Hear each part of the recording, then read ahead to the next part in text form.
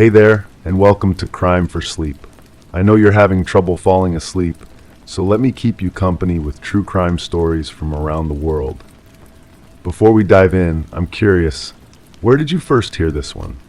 If you enjoy these stories, don't forget to like, comment, and subscribe. Now get comfortable, and let's get into tonight's case. Story 1. It felt like silk brushing against my skin, though the room was empty and still. I stood there perplexed as the sensation lingered soft, persistent, but not belonging. My fingers traced the air, expecting to find something tangible, but nothing met my touch. Instead, a hint of perfume familiar, unsettling wafted through the enclosed space, pulling me toward a memory just out of reach, tinged with unease. The walls seemed to lean closer, coaxing whispers from unseen corners. I knew I had encountered it before, this elusive touch, in a place I couldn't quite place, and yet I couldn't escape it now. I know exactly what happened that night. I've told this story so many times that the words flow like water, each detail polished smooth by repetition. She came to my apartment around 8, wearing that ivory dress with the thin straps that always made her look ethereal. We had dinner pasta with red sauce, a bottle of wine we'd been saving. She laughed at my jokes, touched my hand across the table, and everything felt perfectly normal, perfectly safe. After dinner, we sat on the couch watching an old movie neither of us really cared about. She curled up against me, her head on my shoulder, and I could smell her perfume, something floral and expensive that she wore only on special occasions. When the movie ended, she kissed me good night and left through the front door. I locked it behind her, turned off the lights, and went to bed. The next morning, I woke up alone, as expected. She had her own place across town, her own life to return to. I made coffee, checked my phone for messages, and started my day. It wasn't until the afternoon that anyone realized she was missing. That's the story I told the police, the story I told her family, the story I've told myself every day since. It's clean, simple, and true. Or at least it was true until I started noticing things that didn't quite fit. The first crack appeared when I was cleaning out my closet. Tucked behind some old jackets, I found a single earring, a small pearl drop that I recognized immediately. She'd been wearing the matching pair that night, I was certain of it. But how could one have ended up in my bedroom closet when she never went upstairs? I held the earring up to the light, studying its familiar weight in my palm. Maybe she'd lost it during a previous visit.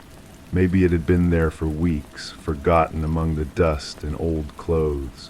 But something about finding it there felt wrong, like discovering a piece of a puzzle that belonged to a completely different picture. The second crack came when I was washing dishes and found 2 wine glasses in the sink instead of one. I remembered putting away the bottle after she left, remembered rinsing the glasses before bed. But there they were, both stained with red wine, both bearing the faint impression of lips on their rims. One set of prints I recognized as mine. The other set was smaller, more delicate.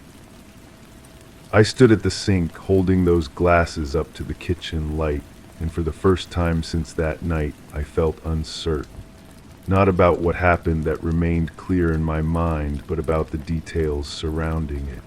The small, seemingly insignificant moments that should have been automatic but now felt slippery, unreliable. Maybe I was overthinking things. Grief and guilt can play tricks on memory, can make the ordinary seem sinister. Everyone had told me that. The detectives, the counselor I'd seen briefly, even her sister when she called to check on me. They all said the same thing. Trauma changes how we remember, makes us question what we know to be true. But then I started paying attention to other things. The way the living room furniture seemed slightly rearranged, as if someone had moved the coffee table a few inches to the left. The way my bedroom smelled faintly of that same floral perfume, even though I'd aired it out and changed the sheets. The way certain objects, a book, a coffee mug. A pen appeared in places I didn't remember leaving them. I began to wonder if my memory of that evening was as solid as I'd believed. Not the big things, not the important moments, but the spaces in between. The quiet intervals when we weren't talking, when I might have been distracted or lost in thought. What had happened during those gaps? I tried to reconstruct the evening more carefully, paying attention to details I'd previously glossed over. The dinner conversation, for instance. What exactly had we talked about? I remembered her laughing, remembered the sound of her voice, but when I tried to recall specific words, specific topics, everything became frustratingly vague. She'd seemed different that night now that I thought about it, more subdued than usual despite the laughter. She kept glancing toward the windows as if expecting someone or something. When I asked if everything was okay, she smiled and said she was just tired from work, but her smile didn't quite reach her eyes. And there was something else, something I dismissed at the time but now seemed significant. During dinner, she'd asked me about the locks on my doors, whether I felt safe in the apartment, whether I ever worried about someone getting in without my knowledge. I'd laughed it off, made some joke about living in a safe neighborhood, but why had she asked? What had prompted that particular concern? The more I thought about it, the more I realized how many assumptions I'd made about that evening. I'd filled in the gaps with what seemed logical, what felt right, without questioning whether my memory was actually complete. Now, those gaps felt enormous, like missing pieces of a map that might lead somewhere entirely different. I decided to retrace our steps, to walk through that evening moment by moment and see what I might have overlooked. I set the table the same way, opened a similar bottle of wine, even put on the same clothes I'd worn that night. It felt ridiculous, like playing dress-up, but I needed to understand what had really happened. As I moved through the familiar motions, other details began to surface. The way she'd insisted on helping with the dishes, even though I'd told her to relax. The way she'd excused herself to use the bathroom and stayed gone longer than usual. The way she'd asked for a glass of water before leaving, then barely touched it. Each recovered memory felt significant, but I couldn't understand why. They were ordinary moments, the kind of small interactions that happen in any relationship, yet something about them felt charged with meaning I couldn't decipher. I found myself studying the apartment with new eyes, looking for clues I might have missed. The bathroom where she'd spent those extra minutes, was there anything different about it now? The kitchen where she'd helped with dishes, had she been washing them, or had she been doing something else entirely?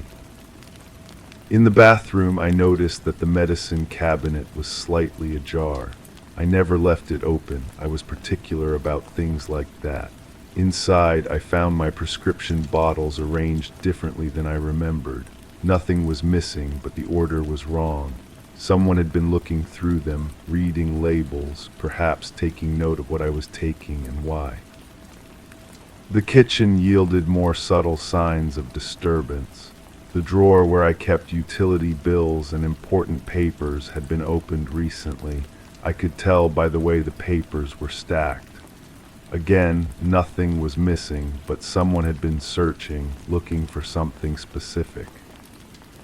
These discoveries should have alarmed me, should have sent me straight to the police with evidence that someone had violated my privacy. Instead, they filled me with a creeping dread that had nothing to do with burglary or invasion, because the only person who could have done this searching was her. The only person who'd been in my apartment that night, who'd had access to these private spaces. But why would she have been going through my things? What could she have been looking for? And more disturbing still, what did this mean about the nature of her visit? Had she come to see me, or had she come to investigate me? I tried to remember her behavior during those moments when she'd been out of my sight. Had she seemed nervous when she returned from the bathroom? Had she been carrying anything, or had her hands been empty? The harder I tried to recall, the more elusive the memories became. The wine we'd shared that night, I remembered opening it, pouring 2 glasses, toasting to something I could no longer remember. But I also remembered feeling unusually tired afterward, more tired than 2 glasses of wine should have made me. At the time, I'd attributed it to a long day at work, but now I wondered if there might have been another explanation. I went to the recycling bin where I'd thrown the empty bottle, hoping to find some clue, some residue that might tell me more about what we'd consumed that night. But the bin had been emptied since then, the evidence long gone. All I had were my increasingly unreliable memories and a growing sense that nothing about that evening had been what it seemed. The perfume I kept smelling in my bedroom, I'd assumed it was residual, clinging to the air from her visit, but she'd never been in my bedroom that night, at least not while I was conscious. The thought sent a chill through me that had nothing to do with the temperature. What if she hadn't left when I thought she had? What if that memory of walking her to the door, of watching her disappear into the night, was false? What if she'd stayed longer, done things I couldn't remember, been present during hours I'd lost to unnatural sleep? I checked my phone records from that night, looking for calls or texts that might fill in the gaps. There were none from her, but there was something else that made my blood run cold. A call to an unknown number at 3 in the morning, lasting 17 minutes. I had no memory of making that call, no idea who I might have been talking to in the middle of the night.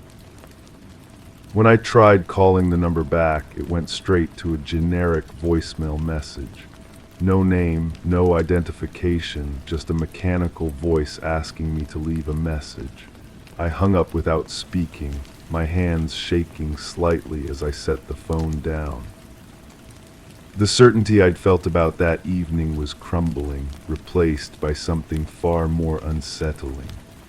If I couldn't trust my own memory, if there were hours unaccounted for and actions I couldn't recall, then what else might I be wrong about? What other assumptions had I made that might not hold up under scrutiny? I began to question not just what had happened that night, but who had been involved. The woman I thought I knew so well, how much did I really understand about her life, her concerns, her reasons for coming to see me?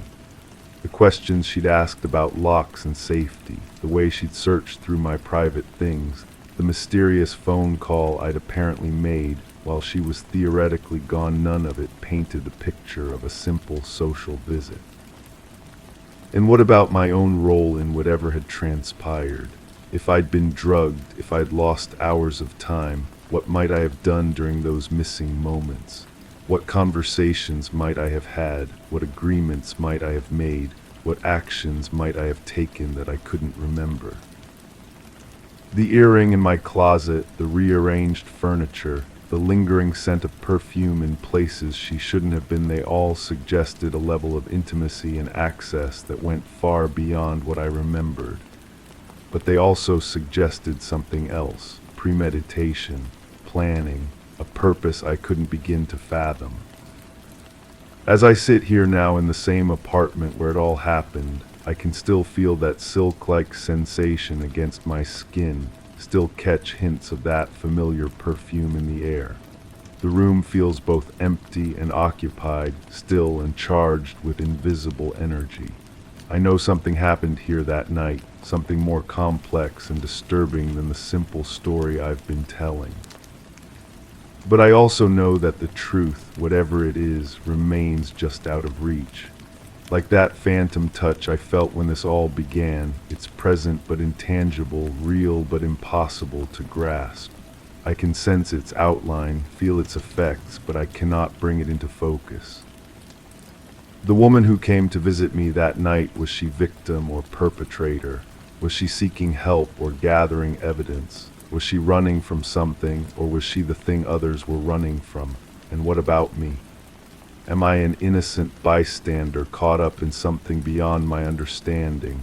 Or am I a participant whose memory has been carefully edited to protect me from the truth? The silk sensation brushes against my skin again as I write these words, and I realize that some questions may never be answered. Some truths may be too dangerous to remember, too complex to understand. All I know for certain is that nothing is certain, and the story I thought I knew was only the beginning of something much larger and more frightening than I ever imagined. The perfume lingers, the phantom touch persists, and somewhere in the gaps of my memory lies a truth that continues to elude me, patient and persistent as smoke. Story 2. The flicker. I shrugged and mentioned it was just a flicker in the dark. They accepted it, their pens moving without pause. Yet the corridor felt humid, its air thick with expectation. My shoes left subtle impressions on the dusty floor, whispering secrets with each step. A faint rustling echoed from behind the heavy drapes, too deliberate to be the wind. The scent of burnt matches lingered, acrid and undeniable, curling into the fibers of my coat. A shadow grazed the edge of my vision, and the flecks of ash on the windowsill seemed to spell out stories untold. I said it didn't mean anything, but the embers in the fireplace disagreed. The interview room had that particular smell of disinfectant mixed with fear. I sat across from the detective, her fingers drumming against the metal table in a rhythm that matched my heartbeat. She wanted to know about the house, about what I saw that evening when I delivered the groceries. I told her the same thing I had told the others. Nothing unusual, just an ordinary delivery to an ordinary family. But ordinary families don't leave their front doors ajar on winter evenings. Ordinary families don't have children's toys scattered across floors, stained with something darker than mud. Ordinary families don't greet delivery drivers with eyes that look through you instead of at you. I had been making deliveries to that neighborhood for months. The houses all looked the same from the outside, neat lawns, identical mailboxes, driveways that curved in perfect arcs. The family had ordered the same items every week: milk, bread, canned soup, frozen dinners for 2 adults and 1 child. Simple, predictable, unremarkable. The mother always answered the door. She had thin fingers that trembled when she signed the receipt, and she never quite met my eyes. Her voice carried the weight of someone who had forgotten how to sleep. She would thank me in whispers, as if speaking too loudly might wake something better left undisturbed. The father remained invisible during my visits, though I could sense his presence hovering somewhere beyond the entryway. Sometimes I heard footsteps upstairs, heavy and deliberate, pacing back and forth across creaking floorboards.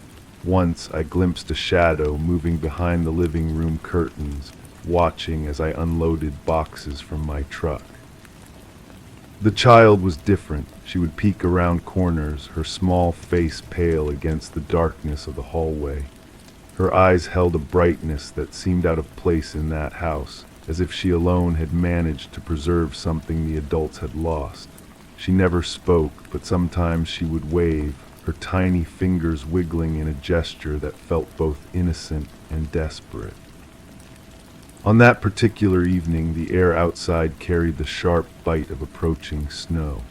My breath formed small clouds as I carried the grocery bags up the walkway. The porch light flickered intermittently, casting erratic shadows across the welcome mat. I rang the doorbell and waited, listening to the hollow echo it produced inside the house. No one answered. I rang again, then knocked. The sound of my knuckles against the wood seemed to absorb into the silence rather than break it. I was about to leave the groceries by the door when I noticed it was slightly open, revealing a narrow slice of the interior. The smell hit me first, something sweet and cloying, like flowers left too long in stagnant water. I called out, announcing myself as I always did, but my voice seemed to disappear into the depths of the house without producing any response. The hallway beyond the door stretched into shadows that felt too thick for such an early evening. I should have left the groceries and walked away. Every instinct told me to return to my truck and drive to the next address on my list. Instead, I pushed the door open wider and stepped inside. My footsteps echoed against hardwood floors that felt sticky beneath my shoes. The walls were lined with family photographs, but in the dim light, the faces seemed to blur together into indistinguishable features. The living room was empty but showed signs of recent occupation. A television flickered silently, casting blue light across furniture that appeared undisturbed yet somehow wrong. Couch cushions sat at odd angles, and a coffee table held 2 cups of what looked like tea, still steaming. The liquid inside had a strange color, darker than any tea I had ever seen. I called out again, my voice stronger this time. From somewhere upstairs came the sound of running water, steady and continuous. It was the kind of sound that suggested someone filling a bathtub, though it seemed to go on longer than necessary. Mixed with the water was another sound, fainter but more disturbing, a rhythmic tapping like fingers drumming against porcelain. The kitchen was where I found the first real sign that something was wrong. Dishes were piled in the sink, some still containing half-eaten meals that had begun to spoil. The refrigerator door stood open, its light providing the only real illumination in the room. Inside, the shelves were nearly empty except for a few containers that held substances I couldn't identify. The smell was stronger here, sweet decay mixed with something chemical and sharp. On the counter sat a notepad with handwriting that grew increasingly erratic as it progressed down the page. The first few lines were neat and controlled, reminders about appointments and grocery lists. But further down, the writing became jagged and desperate, words scratched so deeply into the paper that they had torn through to the pages beneath. Most of it was illegible, but I could make out fragments. Can't sleep, watching, knows what we did. The sound of water from upstairs suddenly stopped. In the silence that followed, I heard footsteps moving across the ceiling, slow and purposeful. They paused directly above where I stood, and I had the unsettling sensation of being observed through the floor. Then the footsteps resumed, moving toward what I assumed was the staircase. I should have called out then, should have identified myself and explained my presence. Instead, I found myself moving toward the back of the house, drawn by an instinct I couldn't name. The hallway led to a small office where papers were scattered across a desk in apparent disorder. Bills, letters, official-looking documents with government seals, all mixed together in a chaos that suggested frantic searching. Among the papers, I found photographs. They showed the family in happier times, the parents smiling, the child laughing as she played in a backyard I didn't recognize. But someone had taken a pen to several of the photos, scratching out faces or drawing dark lines across bodies. In one image, the father's face had been completely obliterated, replaced by angry black scribbles that had torn through the photograph. The footsteps on the stairs were closer now, accompanied by a sound I couldn't immediately identify. It was rhythmic and soft, like fabric being dragged across wood. I moved away from the desk and toward a window that looked out onto the backyard. The glass was fogged with condensation, but I could make out shapes in the darkness beyond, what looked like freshly disturbed earth near a small garden shed. Behind me, the footsteps reached the bottom of the stairs. I turned, expecting to see one of the family members, ready to apologize for my intrusion and explain about the groceries.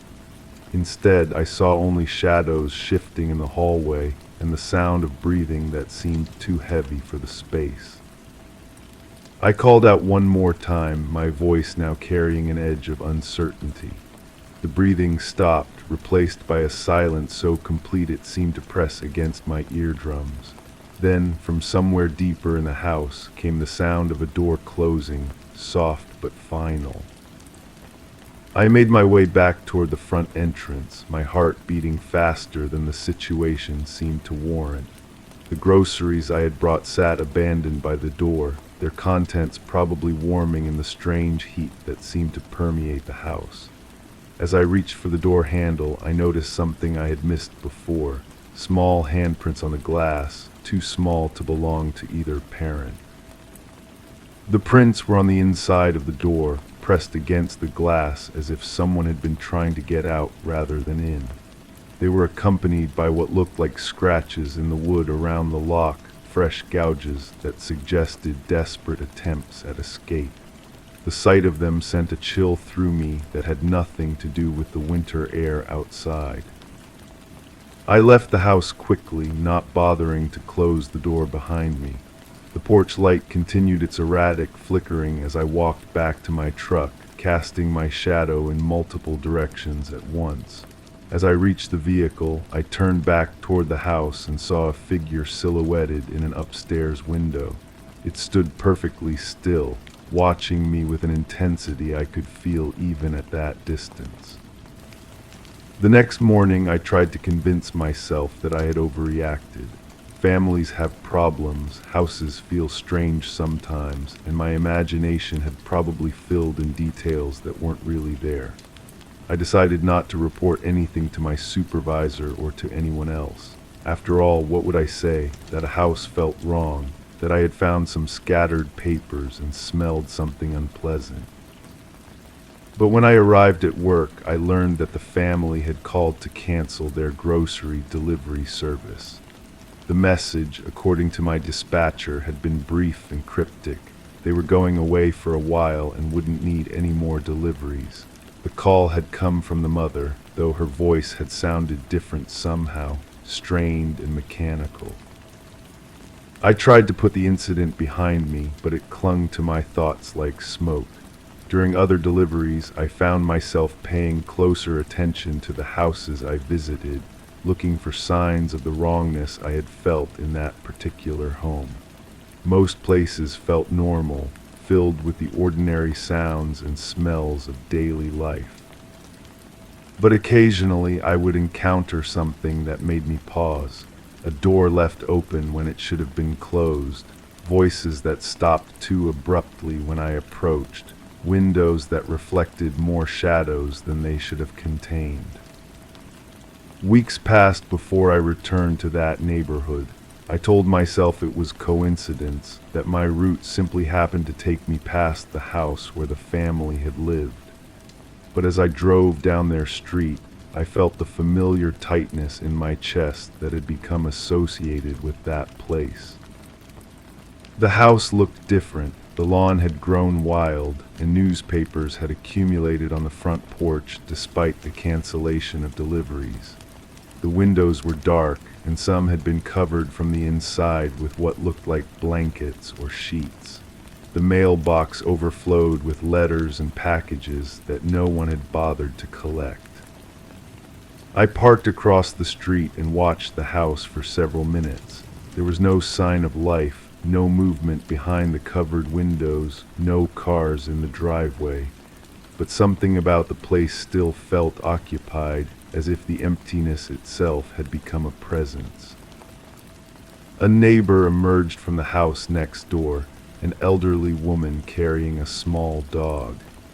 She noticed me sitting in my truck and approached with the careful curiosity of someone who had been watching the abandoned house with growing concern.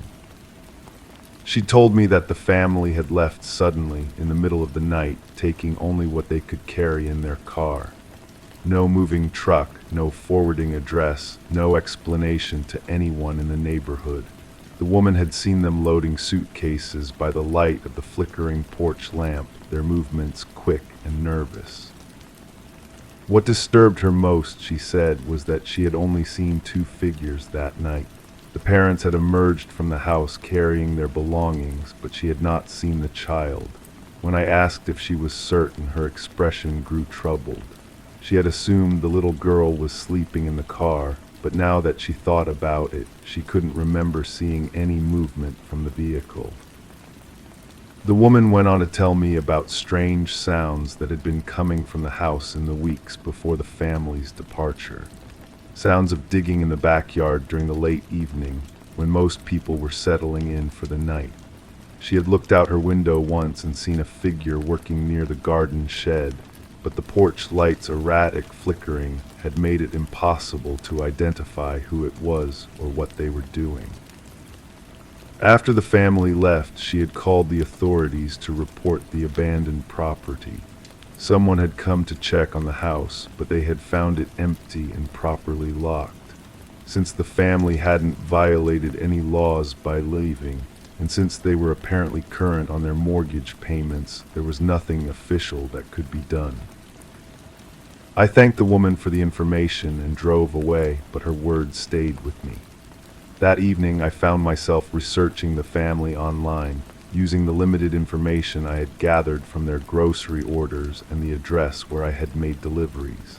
What I found was frustrating in its normalcy: employment records, school enrollment for the child, a mortgage application that had been approved without incident. But buried in the search results was something that made me pause. A news article from several months before I had started making deliveries to their house. It was a brief piece about a missing child from a neighboring area, a little girl who had disappeared from her backyard while playing. The article included a photograph that made my breath catch. The missing child bore a striking resemblance to the little girl I had seen peeking around corners in the house. The resemblance could have been coincidental. Children often look similar, and my memory of the girl from the house was limited to brief glimpses in dim lighting. But something about the photograph troubled me in a way I couldn't articulate. The missing child had the same bright eyes, the same pale complexion, the same fragile appearance that had seemed so out of place in the oppressive atmosphere of that house. I printed the article and studied it more carefully. The missing girl had been wearing a red jacket when she disappeared, and her parents described her as shy but friendly, the kind of child who might approach strangers if they seemed kind. The investigation had gone cold after several weeks, with no witnesses and no physical evidence to guide the search.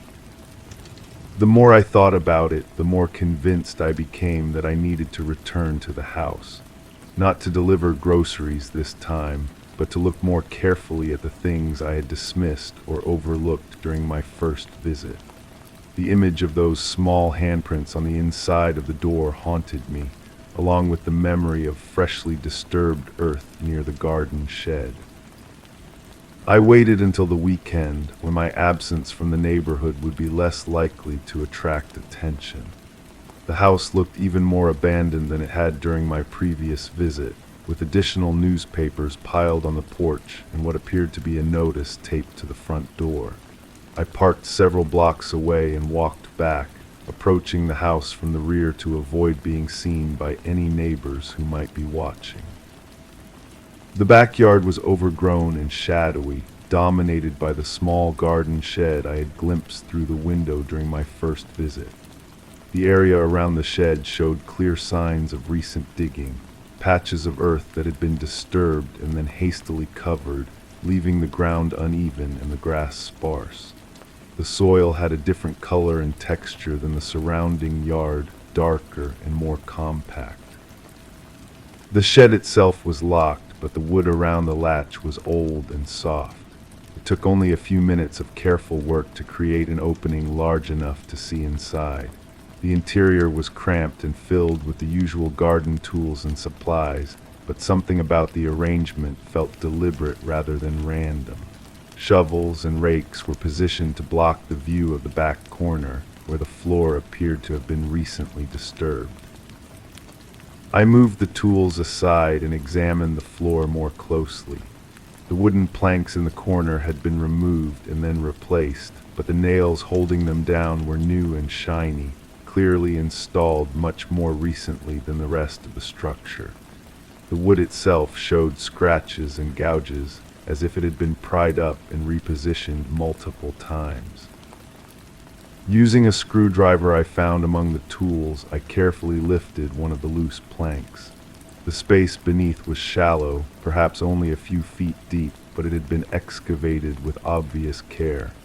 The earth was soft and dark, and it held a smell that reminded me of the strange odor I had noticed inside the house, sweet decay mixed with something chemical and preservative. I didn't dig further, I didn't need to. The implications of what I was seeing were clear enough, even if I wasn't ready to accept them fully. I replaced the plank and rearranged the tools to hide the evidence of my intrusion, then left the backyard as quickly and quietly as I had entered it. But I couldn't leave the situation alone. Over the following days, I found myself driving past the house repeatedly, looking for any sign of activity or change. I contacted the authorities anonymously, suggesting they investigate the property more thoroughly, but my calls seemed to disappear into bureaucratic indifference. Without specific evidence or a clear crime to report, my suspicions were treated as the overactive imagination of a concerned citizen. The breakthrough came when I decided to research the property's history more thoroughly. Public records showed that the house had been sold to the family just over a year before I started making deliveries. But more interesting was what I learned about the previous owners. They had left suddenly as well, abandoning the property and defaulting on their mortgage after living there for less than 6 months. Before them, the house had stood empty for nearly 2 years, during which time there had been several reports of break-ins and vandalism. But when I looked more closely at the police reports from that period, I noticed a pattern that seemed significant. The break-ins had always involved the garden shed, and they had always resulted in damage to the floor rather than theft of tools or equipment. Someone had been digging in that shed for years, across multiple ownership changes and periods of abandonment.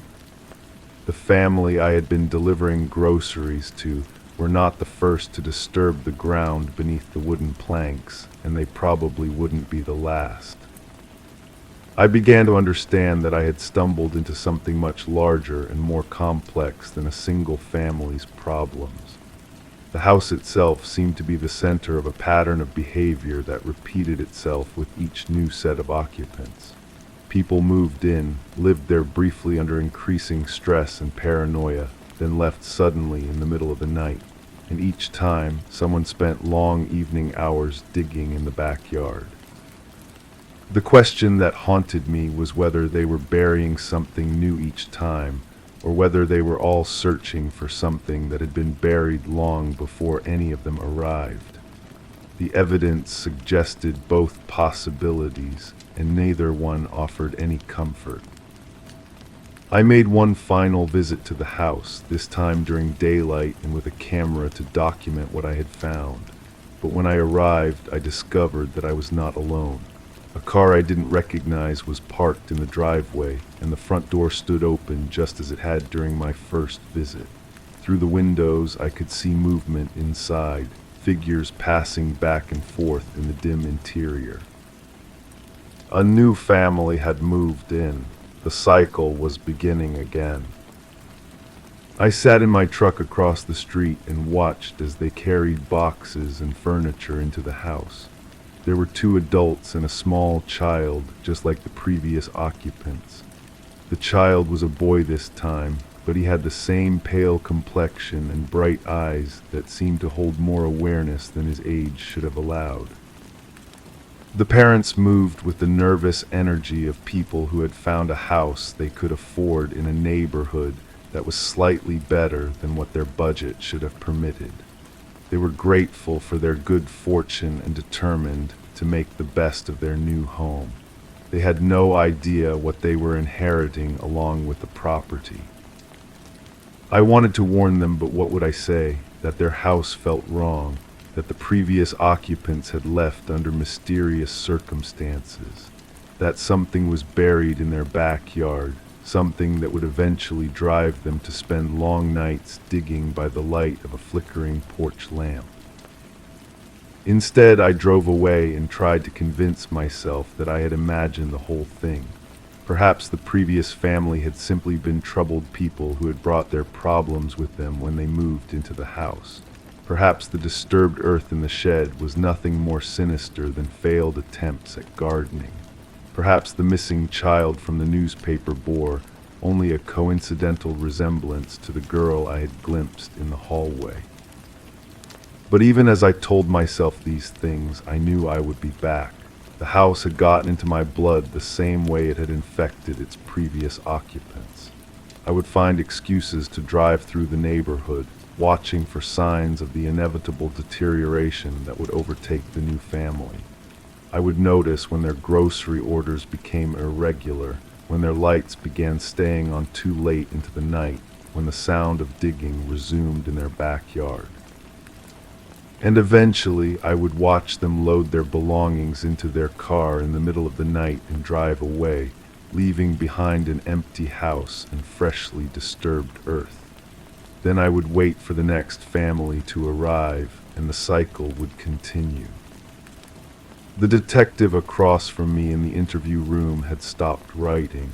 Her pen rested against the notepad, and her eyes studied my face with an intensity that made me uncomfortable. She asked me why I had never reported my suspicions officially, why I had waited until now to come forward with this information. I told her the truth, that I wasn't sure what I had witnessed, and that I was afraid no one would believe me.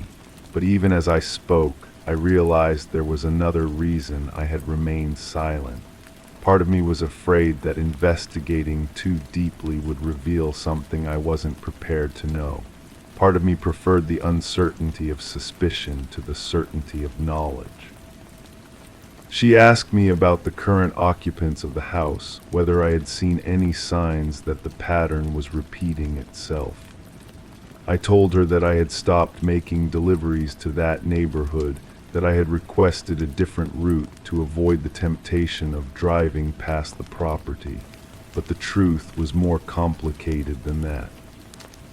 The truth was that I had been watching the house for months, documenting the gradual changes in the new family's behavior. I had seen the mother's hands begin to tremble when she signed for deliveries. I had noticed the father's shadow pacing back and forth across the upstairs windows late into the night. I had watched the child's bright eyes grow dim and fearful. And I had heard the sound of digging resume in the backyard, the rhythmic scraping of metal against earth that continued long after most people had gone to sleep. The sound carried further than it should have, drifting through the neighborhood like a whispered confession. The detective asked me if I thought the new family was in danger. I told her I didn't know, but that someone should check on them before it was too late. What I didn't tell her was that I suspected it was already too late, that the house had claimed another set of victims, that by the time anyone investigated, they would find only an abandoned property and freshly disturbed earth. She closed her notepad and thanked me for coming forward. She said someone would look into the situation, that they would check on the current occupants and examine the property if necessary. But I could see in her eyes the same bureaucratic indifference I had encountered before. My story was too vague, too dependent on impressions and suspicions rather than concrete evidence. As I left the police station, I realized that nothing would change. The house would continue to attract new families, and those families would continue to disappear into the night, leaving behind only questions and disturbed earth. The cycle would repeat itself indefinitely, and I would remain on the outside, watching and wondering, but never truly knowing. But perhaps that was for the best. Perhaps some truths are too dark to be fully understood, too dangerous to be completely revealed.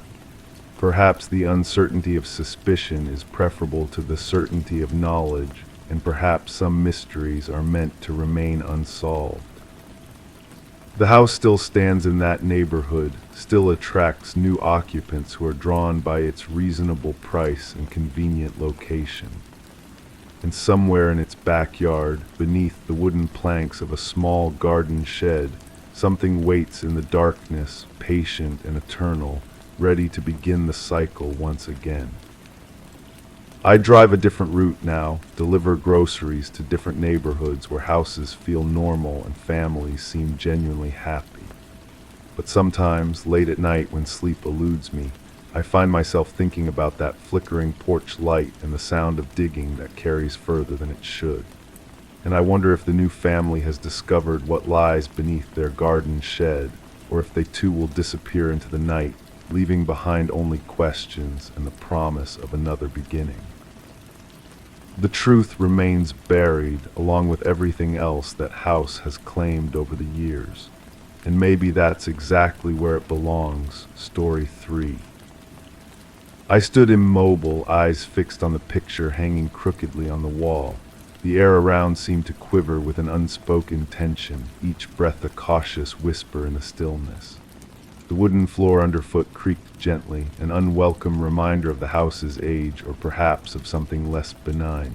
The curtains billowed slightly, swayed by a draft that seemed to come from nowhere, yet everywhere at once.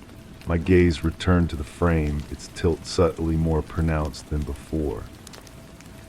A new angle, a tiny shift, injecting the scene with a fresh wave of disquiet. Someone had been here, someone who knew which photograph would matter most. The certainty of it settled in my chest like cold water, though I couldn't remember when this knowledge first took root. Perhaps it began weeks ago, or perhaps it had always been there, waiting for me to notice. The house had been speaking in whispers for so long that I'd learned to listen to its subtle vocabulary of creaks and sighs, the way shadows fell differently across the hardwood when someone else had walked through. I think about the morning I first suspected, not suspected what exactly, but suspected nonetheless. The coffee cup had been moved 3 inches to the left on the kitchen counter. Such a small thing, yet it nagged at me throughout the day like a splinter working its way deeper under skin. I'd stood in that kitchen, hand hovering over the ceramic handle, trying to remember if I'd placed it there myself. Memory became unreliable then, each recollection tainted by doubt. The photograph showed 2 figures standing near a weathered dock, their faces turned toward a horizon that stretched beyond the frame's borders. I'd looked at it countless times before, but now it seemed different somehow. Not the image itself, but the weight of it, the way it seemed to watch back.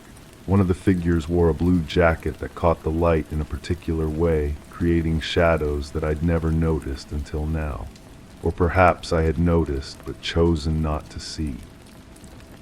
I moved through the house slowly, cataloging other small disturbances. A book spine pushed slightly out of alignment on the shelf, a throw pillow compressed in a way that suggested recent pressure. The bathroom mirror, which I always left spotless, bore the faint outline of a fingerprint near its lower right corner. Each discovery built upon the last, constructing a narrative I wasn't sure I wanted to read. The thing about living alone is that you become acutely aware of your own patterns. The way you close doors, the angle at which you leave chairs pushed under tables, the precise arrangement of objects that brings comfort. When these patterns are disrupted, even minutely, the disruption echoes through your consciousness like a stone thrown into still water. I found myself returning to the photograph repeatedly, drawn by something I couldn't name. The 2 figures seemed frozen in a moment of decision, as if they'd been caught between staying and leaving. The dock beneath their feet appeared solid, permanent, yet I knew from experience how quickly such structures could be claimed by tide and time. The blue jacket flickered in my peripheral vision, even when I wasn't looking directly at it. Sleep became elusive. I'd lie in bed listening to the house settle around me, distinguishing between familiar sounds and those that felt somehow foreign. A floorboard would groan in the hallway and I'd count the seconds, measuring the interval between footfalls that might or might not be there. The heating system cycled on and off with mechanical regularity, but sometimes I heard rhythms within rhythms, patterns that suggested something beyond mere machinery. The kitchen became a particular source of fascination. I began leaving small tests for myself, or perhaps for whoever else might be moving through my space. A sugar packet positioned just so beside the coffee maker, a pen placed at a specific angle on the counter, a dish towel folded in thirds rather than halves. Each morning brought new evidence of disturbance, yet I could never be certain whether the changes were real or imagined. I started taking photographs of rooms before leaving them, creating a digital record of placement and arrangement. The camera captured details my eyes might miss, preserving moments in time that I could study later.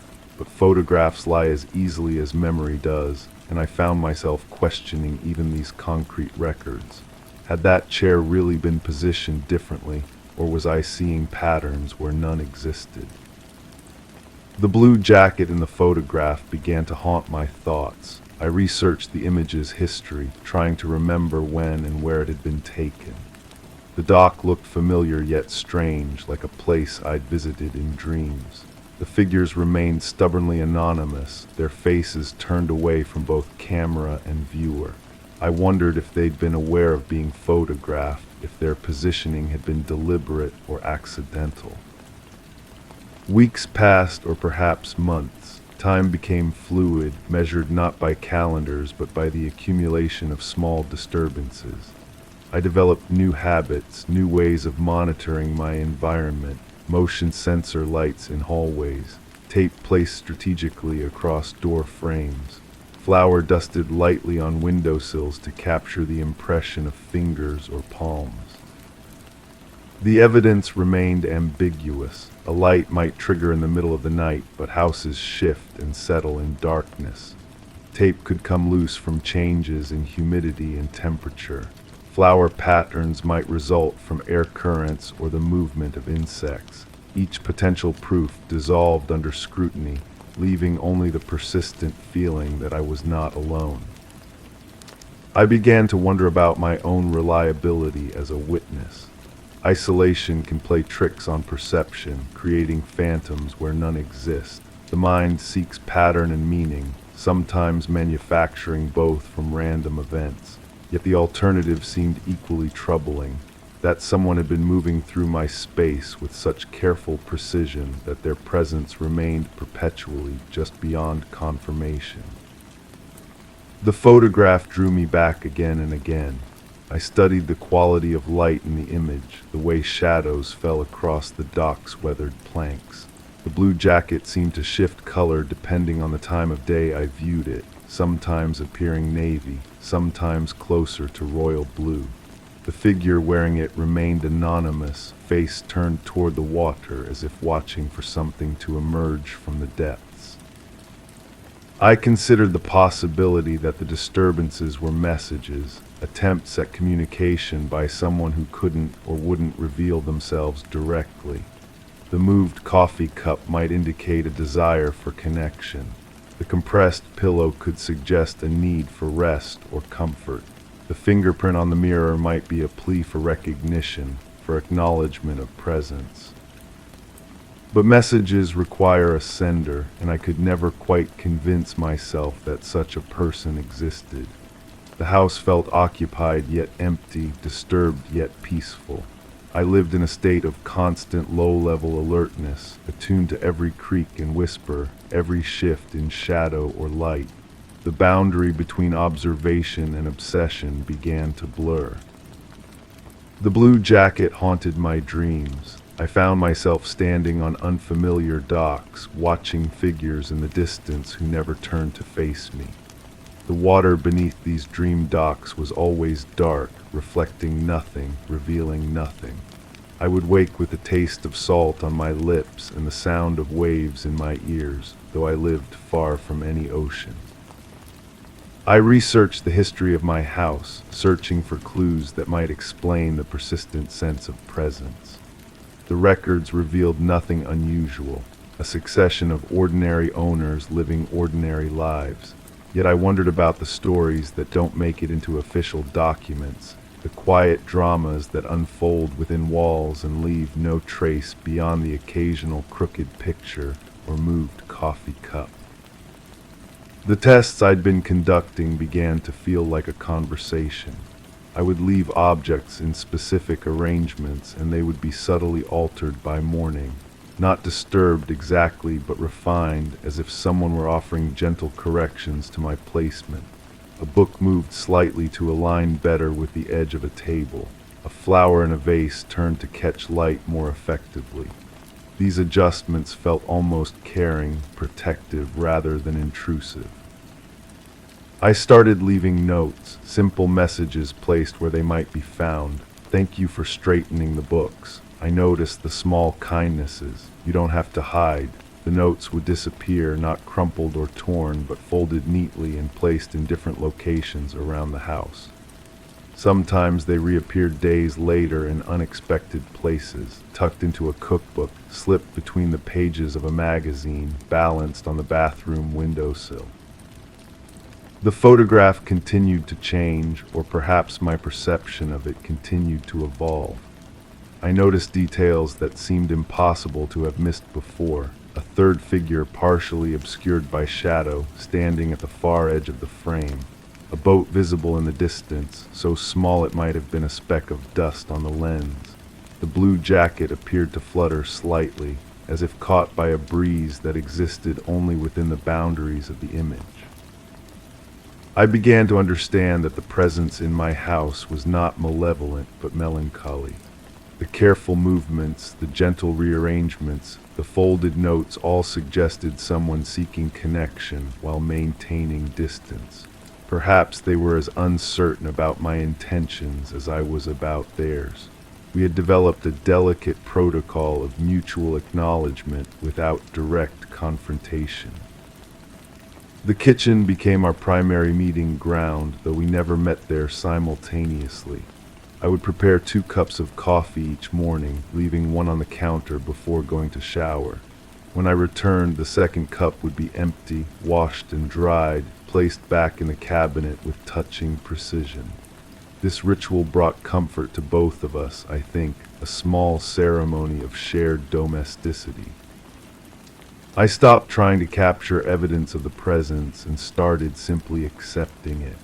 The house felt more peaceful once I abandoned my surveillance efforts. The motion sensors were disconnected, the tape removed from door frames, the flower swept away.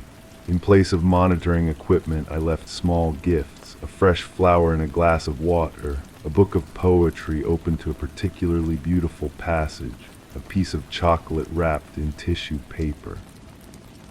These offerings were always acknowledged. The flower would be moved to a location where it caught better light. The book would be left open to a different page, one that seemed to respond to my original selection. The chocolate would disappear, leaving behind only the tissue paper, folded into an intricate origami shape I didn't recognize but found beautiful. The photograph began to feel like a window rather than a mere image. I would stand before it in the morning light, studying the figures on the dock, and sense that I was being studied in return. The blue jacket seemed to pulse gently, a beacon of connection across whatever distance separated us. The water in the image appeared to move slightly, waves lapping against the dock's supports with rhythm I could almost hear. I realized that the presence had been there long before I noticed it, probably since the day I'd moved into the house. All those months of living alone, I had actually been sharing the space with someone who took great care not to disturb me. The recent changes in behavior might indicate growing comfort, a desire for more direct communication after a long period of careful observation. The notes I left began to receive written responses, not signed but clearly from someone with careful handwriting and a tendency toward gentle observations about daily life. The morning light through the kitchen window is particularly lovely today. Thank you for the chocolate, it was my favorite kind. The book of poetry reminds me of someone I used to know. These messages appeared folded on my pillow, tucked into my coat pocket, slipped under the edge of my coffee cup. I found myself looking forward to these communications, checking throughout the day for new notes. The handwriting became familiar, comforting in its consistency. The messages revealed someone thoughtful and observant, someone who noticed the same small beauties that caught my attention. We began to feel like correspondents, sharing a space and a sensibility despite never meeting face to face. The blue jacket in the photograph seemed to grow more vivid as our correspondence developed. I began to imagine the person wearing it, someone who appreciated morning light and poetry and small acts of kindness. The dock in the image felt less like a static setting and more like a place where meetings might occur, where two figures might stand together watching the horizon. I started including questions in my notes, gentle inquiries about preferences and experiences. Do you prefer tea or coffee? What is your favorite season? Have you always lived here? The responses came slowly, thoughtfully, revealing someone who had indeed been in the house for a very long time, someone who had watched previous occupants come and go, always maintaining the same careful distance. The house itself seemed to relax as our communication deepened. The creaks and sighs that had once felt ominous now sounded like contentment. The drafts that moved the curtains felt like gentle breathing rather than restless wandering. I began to understand that I was not living alone, but living alongside someone who valued solitude as much as I did, someone who had found a way to share space without intruding upon it. The photograph drew my attention one final time, and I noticed something that made my breath catch. The figure in the blue jacket had turned slightly, face no longer completely averted from the camera. The features remained indistinct, softened by distance and light, but the gesture felt like an invitation, a willingness to be seen after so long hidden in peripheral vision. I stood immobile, eyes fixed on the picture hanging crookedly on the wall. But now the tilt felt intentional, artful, a small adjustment made by someone who understood that perfect alignment was less interesting than the slight deviation that caught and held attention. The air around me seemed to hum with possibility rather than tension, each breath a shared whisper in the comfortable stillness. The wooden floor beneath my feet creaked gently, a familiar greeting from a house that had learned to accommodate two presences moving through its rooms with mutual respect. The curtains billowed slightly in a draft that felt like acknowledgement, like the gentle exhalation of someone finally able to stop holding their breath. My gaze returned to the frame, its tilt now perfect in its imperfection, creating exactly the right angle for catching light, for drawing the eye, for transforming a simple photograph into a doorway between solitude and connection. Story 4. The system logged out of sequence. The device registered movement at 02:34 hours in the vicinity of the main hallway. Surveillance footage was inconclusive, displaying static interferences across multiple frames. Entryways remained closed, secured by standard locks, no sign of forced access. Ambient noises were minimal, dominated by the ticking of the grandfather clock situated in the adjoining room. A single chair was positioned near the window, undisturbed as it had been noted in previous inspections. The temperature sensor indicated a 2-degree drop at the timestamp, inconsistent with external weather conditions. No personnel were scheduled on site. The system logged out of sequence. I stared at the report for what felt like an eternity, my coffee growing cold as the words blurred together on the screen. The fluorescent light above my desk hummed with that persistent electrical buzz that had become the soundtrack to my sleepless nights. This wasn't the first anomaly I'd encountered in my role as security systems analyst, but something about this particular incident gnawed at me with unusual persistence.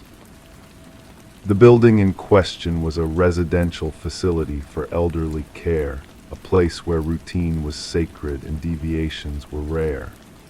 I'd been monitoring their security systems for over 2 years, watching the same patterns repeat night after night. Residents shuffled to the bathroom, nurses made their scheduled rounds, and the cleaning crew arrived before dawn. Everything was predictable, documented, accounted for. But not that night. I pulled up the digital floor plan, tracing the sensor locations with my finger across the tablet screen. The movement had been detected in the main hallway, a corridor that connected the residential wings to the common areas. The hallway was equipped with motion sensors every 20 feet, creating an overlapping network that could track movement with remarkable precision. Yet the data showed something impossible: motion detected by only one sensor, with no corresponding activation from adjacent units. The temperature drop bothered me most, 2 degrees in a matter of minutes, localized to that specific area. I'd worked with these systems long enough to know that HVAC malfunctions created gradual temperature changes, not sudden drops, and the weather that night had been mild, stable, with no atmospheric pressure changes that might affect the building's climate control. I reached for my phone and dialed the facility's night supervisor. The phone rang 6 times before a tired voice answered. "This is the supervisor speaking. I'm calling about the security alert from last night, the movement detection in the main hallway around 2:30 in the morning. Can you tell me if anyone was in that area during that time?" There was a pause, and I could hear papers rustling in the background. Let me check the logs. We had nurse rounds at 2:15 and again at 2:45. Nobody should have been in the main hallway during that window. What about residents? Any reported sleepwalking or bathroom visits? All residents were accounted for in their rooms. We do bed checks every hour after midnight. Everyone was where they were supposed to be. The line went quiet except for the sound of her breathing. When she spoke again, her voice carried a note of uncertainty that made my skin prickle. Actually, there was something odd. One of our residents, an elderly woman in room 237, she was found sitting up in bed when we did the 3 o'clock check, wide awake, staring at her door. She kept saying someone had been walking in the hallway back and forth for a long time, but when we checked, there was nobody there. I made notes on my pad, my handwriting becoming increasingly illegible as my hand trembled slightly. Has this resident had episodes of confusion before? Dementia, hallucinations? That's just it. She's one of our most lucid residents. Sharp as a tack, never had any cognitive issues. She was genuinely frightened, kept insisting someone was pacing outside her room. After hanging up, I spent the next several hours reviewing the surveillance footage from that night. The cameras covering the main hallway showed nothing but empty corridors bathed in the pale glow of emergency lighting. But the static interference was undeniable, occurring in bursts that coincided exactly with the motion sensor alerts. The interference patterns weren't random. They appeared in a rhythm, like someone walking back and forth, just as the resident had described. I decided to visit the facility in person. The drive took me through suburban neighborhoods where identical houses sat behind manicured lawns, their windows glowing with the blue light of television screens. The normalcy of it all felt somehow oppressive, as if the ordinariness was a mask hiding something more sinister underneath. The facility was a sprawling single-story building constructed in the architectural style popular decades ago, all brick and narrow windows. The parking lot was nearly empty except for a few cars belonging to the night staff. I parked near the main entrance and sat in my car for several minutes, studying the building's exterior. Nothing appeared out of place, yet I felt an inexplicable reluctance to go inside. The night supervisor who met me at the entrance was a woman in her 50s with graying hair pulled back in a practical ponytail. Her name tag read Supervisor without any personal identifier. She walked with the efficient stride of someone accustomed to handling crises, but I noticed how she avoided looking directly down the main hallway as we passed through the lobby. The resident I mentioned on the phone, she's been asking to speak with someone about what she heard, she said, leading me toward the residential wing. Normally I wouldn't encourage this kind of thing, but she's been so insistent, and frankly, it might help put her mind at ease. Room 237 was at the end of a long corridor lined with identical doors, each marked only with numbers in plain black font. The supervisor knocked gently before opening the door. Inside, an elderly woman sat in a chair by the window, her white hair neatly combed and her clothes pressed despite the early hour. Her eyes were clear and alert, tracking my movement as I entered the room. "This is the gentleman I told you about, the one who monitors the security systems," the supervisor said. The woman nodded and gestured for me to sit in the chair across from her. When she spoke, her voice was steady and precise, each word carefully chosen. "I've lived in this room for 3 years. I know every sound this building makes. The footsteps of each staff member, the way the floors creak when the temperature changes, the hum of the machines in the medical wing. That night I heard footsteps I'd never heard before." She paused, her fingers worrying the fabric of her cardigan. They weren't the soft shoes the nurses wear or the heavy boots of the maintenance crew. These were different, deliberate, someone pacing back and forth, stopping occasionally, then starting again. It went on for nearly an hour. "Did you see anything when you looked out your door?" I asked. I was afraid to look, but I listened. The footsteps would start at one end of the hallway and walk slowly to the other end, then turn around and come back. Always the same pattern, the same rhythm, like someone was searching for something or someone. The supervisor shifted uncomfortably in the doorway. "We've had no reports of intruders, no signs of forced entry. The building was completely secure." I spent the rest of my visit examining the physical security systems, checking door locks, reviewing access logs, and testing the motion sensors. Everything appeared to be functioning normally. The sensors were calibrated correctly, the cameras were positioned properly, and the access control system showed no unauthorized entries.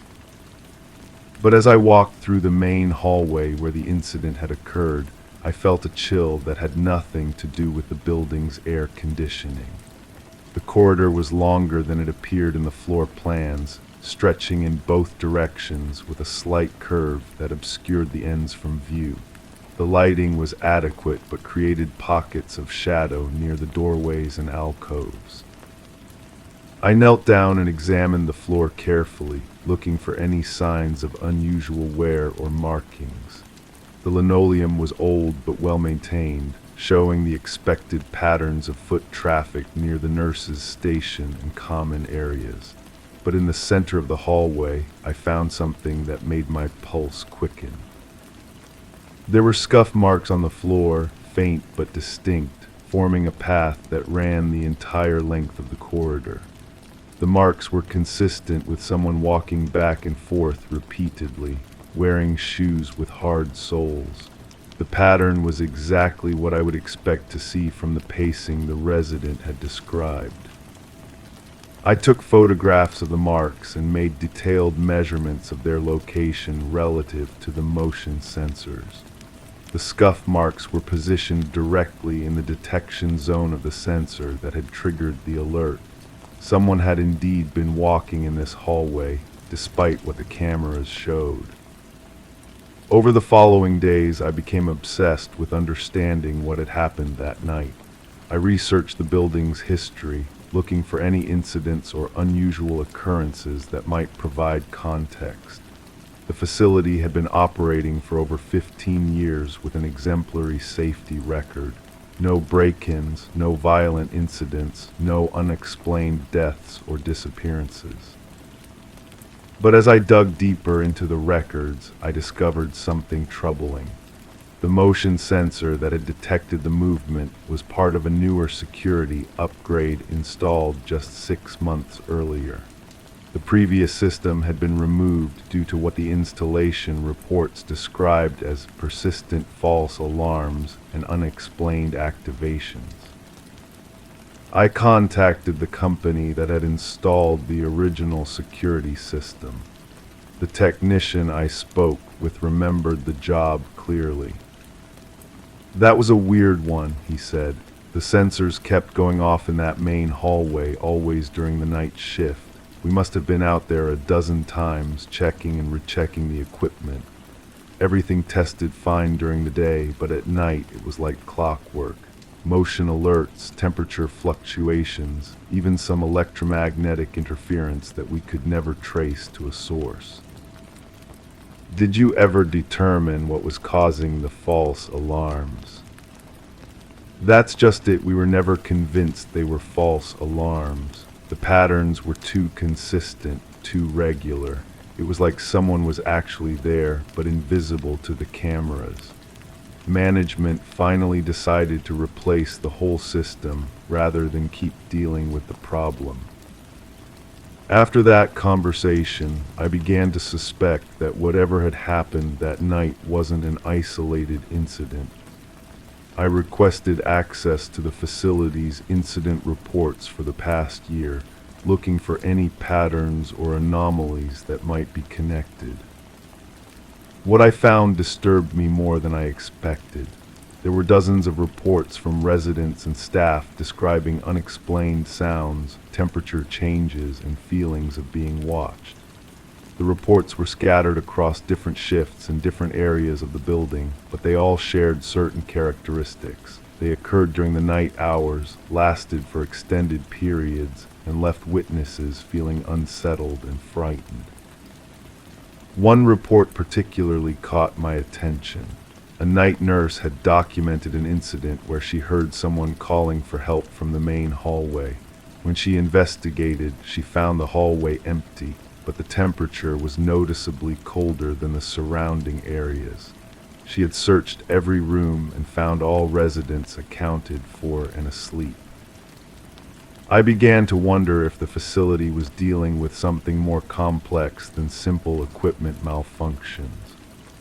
The consistency of the reports, the physical evidence of the scuff marks, and the reliability of the witnesses suggested that someone was indeed accessing the building during night hours without being detected by the security cameras.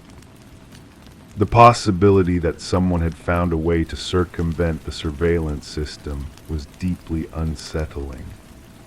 It implied a level of planning and familiarity with the facility that could only come from someone with inside knowledge or extensive surveillance of their own. I decided to conduct an overnight observation, positioning myself in the facility during the hours when the incidents typically occurred. The supervisor was reluctant to grant permission, but the increasing frequency of reports from residents and staff had created enough concern to justify the unusual request. I arrived at the facility just before midnight, carrying a bag of portable monitoring equipment that would allow me to track motion, temperature, and electromagnetic activity independently of the building's systems. The night staff was minimal: one nurse, one aide, and a security guard who spent most of his time in the lobby reading magazines. I set up my equipment at the end of the main hallway, positioning myself where I could observe the entire length of the corridor while remaining concealed in an alcove near the emergency exit. The building settled into its nighttime rhythm, the soft sounds of residents sleeping, the occasional footsteps of the nurse making rounds, and the persistent hum of the HVAC system. The grandfather clock in the adjoining room marked each hour with its deep, resonant chime. I found myself counting the intervals, using the sound to track the passage of time as I waited in the darkness. At approximately 2:30 in the morning, my portable motion detector began registering activity. The readings showed movement in the center of the hallway, but when I looked in that direction, I saw nothing but empty corridor bathed in the pale glow of the emergency lighting. The temperature sensor confirmed what the building's system had recorded, a gradual but noticeable drop in ambient temperature localized to the area where the motion was being detected. I could feel it myself, a chill that seemed to emanate from the center of the hallway and spread outward. Then I heard the footsteps. They were exactly as the resident had described, deliberate, measured, with the distinctive sound of hard-soled shoes on linoleum. The footsteps began at the far end of the hallway and moved slowly toward my position. I pressed myself deeper into the alcove, my heart pounding as the sounds grew closer. The footsteps passed directly in front of my hiding place, so close that I should have been able to see whoever was making them. But the hallway remained empty. The footsteps continued to the other end of the corridor, paused for several seconds, then began the return journey. I watched in fascination and terror as my motion detector tracked the movement with perfect accuracy while my eyes saw nothing. The pattern continued for nearly an hour, back and forth, end to end, with occasional pauses that seemed random but felt purposeful. During one of the pauses, the footsteps stopped directly in front of room 237, the room belonging to the elderly woman who had first reported the incident. I could hear the soft sound of someone shifting their weight, as if they were standing very still and listening. Then the footsteps resumed, completing their circuit of the hallway. When the activity finally ceased, I remained in my hiding place for another hour, afraid to move, afraid to make any sound that might draw attention to my presence. The building gradually returned to its normal nighttime quiet, but the chill in the air persisted long after the footsteps had stopped. I packed my equipment and left the facility before dawn, my mind reeling with questions I couldn't answer. The evidence was undeniable. Someone or something was moving through that hallway during the night hours, but they were invisible to both cameras and human observation. In the days that followed, I struggled to write my report. How could I document what I had experienced without sounding delusional or incompetent? The technical data supported my observations, but the implications were so far outside normal experience that I doubted anyone would take them seriously. I decided to focus on the security vulnerabilities that the incidents revealed. Whether the cause was human, technical, or something else entirely, the facility's surveillance system was clearly inadequate for detecting and documenting the nighttime activities. I recommended a comprehensive security upgrade, including additional cameras, improved motion detection, and enhanced access controls. But privately, I continued my investigation. I researched the building's history more thoroughly, looking into its construction, previous uses, and any incidents that might have occurred before it became a care facility. What I discovered added new layers to the mystery. The building had originally been constructed as a private residence, a sprawling mansion built by a wealthy family in the early part of the last century. The family had lived there for several generations before financial difficulties forced them to sell the property. It had then served various purposes: a boarding house, a small hospital, and finally the elderly care facility. In the records of the building's time as a boarding house, I found references to complaints from tenants about nighttime disturbances.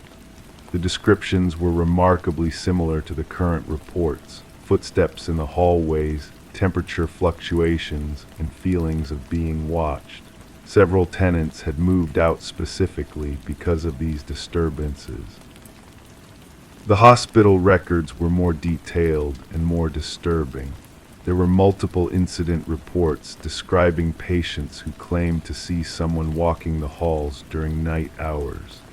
Staff members had also reported unexplained sounds and temperature changes, particularly in the corridor that was now the main hallway of the care facility. One report stood out from the others.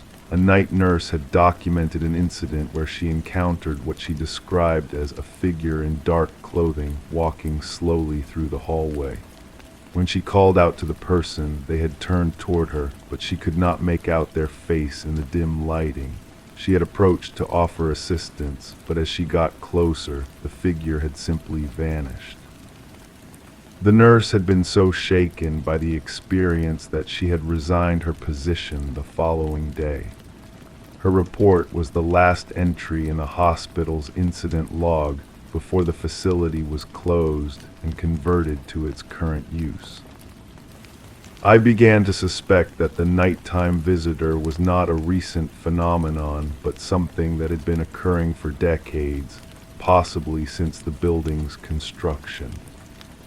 The consistency of the reports across different time periods and different uses of the building suggested a pattern that transcended normal explanations. Yet I remained reluctant to accept supernatural explanations. My training and experience had taught me to look for logical, rational causes for unusual phenomena. There had to be something I was missing, some detail that would make sense of the contradictory evidence. I decided to interview more of the facility's current and former staff members, hoping to find additional witnesses or information that might provide clarity. What I discovered was a pattern of silence and reluctance to discuss the nighttime incidents. Several former employees had left their positions abruptly, citing personal reasons or better opportunities elsewhere. But when I managed to contact them, a different story emerged. They described an atmosphere of unease that permeated the night shifts, a feeling that something was fundamentally wrong with the building after dark. One former night aide was particularly forthcoming. She had worked at the facility for 2 years before quitting without notice after what she described as the most terrifying night of my life. I was doing my rounds, checking on the residents like I always did, she told me over the phone. When I got to the main hallway, I could hear someone walking ahead of me. I called out, thinking it was another staff member, but nobody answered. I followed the sound, but I could never catch up to whoever it was. They stayed just ahead of me, always just around the next corner or just out of sight. She paused, and I could hear her breathing becoming more rapid. Finally, I got frustrated and started walking faster, trying to catch up. That's when I realized the footsteps were matching my pace exactly. When I walked faster, they walked faster. When I slowed down, they slowed down. It was like someone was mirroring my movements, but staying just out of view. What happened next? I stopped walking completely and stood very still, listening. The other footsteps stopped too. Then after a few seconds, they started up again, but this time they were walking toward me. I could hear them getting closer and closer, but I couldn't see anyone. I panicked and ran back to the nurse's station. I never finished my rounds that night, and I never went back to work. The accumulation of witness accounts created a picture that was both compelling and deeply unsettling. Multiple credible witnesses, spanning different time periods and different uses of the building, had reported remarkably consistent experiences. The technical evidence supported their accounts, showing measurable physical effects that corresponded to their descriptions. Yet the central mystery remained: who or what was walking through that hallway? and why were they invisible to cameras and direct observation? I began to consider the possibility that the answer lay not in the supernatural, but in the psychological. Perhaps the building itself, with its long history and institutional atmosphere, was creating a kind of mass hysteria or shared delusion. The power of suggestion, combined with the isolation and stress of night shifts, might be causing staff and residents to interpret normal sounds and sensations as something more sinister. But this explanation failed to account for the physical evidence, the motion sensor readings, the temperature fluctuations, the electromagnetic interference, and the scuff marks on the floor. These were measurable phenomena that couldn't be explained by psychological factors alone. As I struggled with these contradictions, I received a call from the facility's administrator. There had been another incident, more serious than the previous ones. A resident had been found wandering in the main hallway in the middle of the night, confused and frightened. She claimed that someone had been knocking on her door and calling her name, urging her to come out of her room. When the night staff investigated, they found no one in the hallway, but the motion sensors had registered continuous activity for over 2 hours.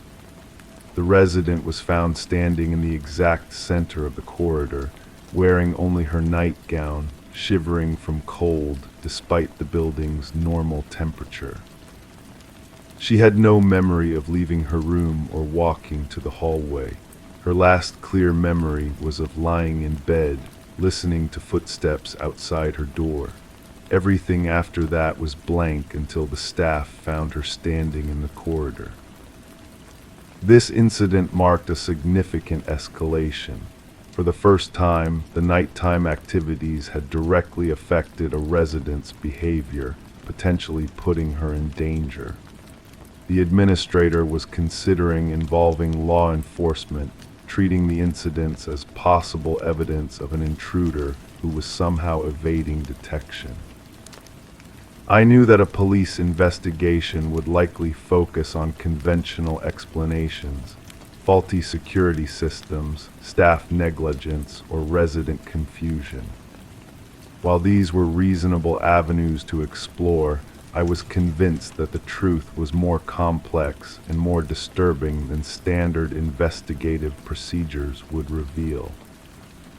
I made the decision to spend another night at the facility, this time with more sophisticated monitoring equipment and a determination to document whatever was happening in that hallway. If there was a human explanation for the phenomena, I was determined to find it. If there wasn't, I needed to understand what that meant for the safety of the residents and staff. The second overnight observation was scheduled for a weekend night when staffing was at its minimum. I arrived after midnight carrying equipment that would allow me to record video, audio, and environmental data simultaneously. I also brought a camera capable of detecting infrared radiation in case the nighttime visitor was somehow evading normal visual detection. I positioned myself in the same alcove as before, but this time I set up multiple recording devices at different points along the hallway.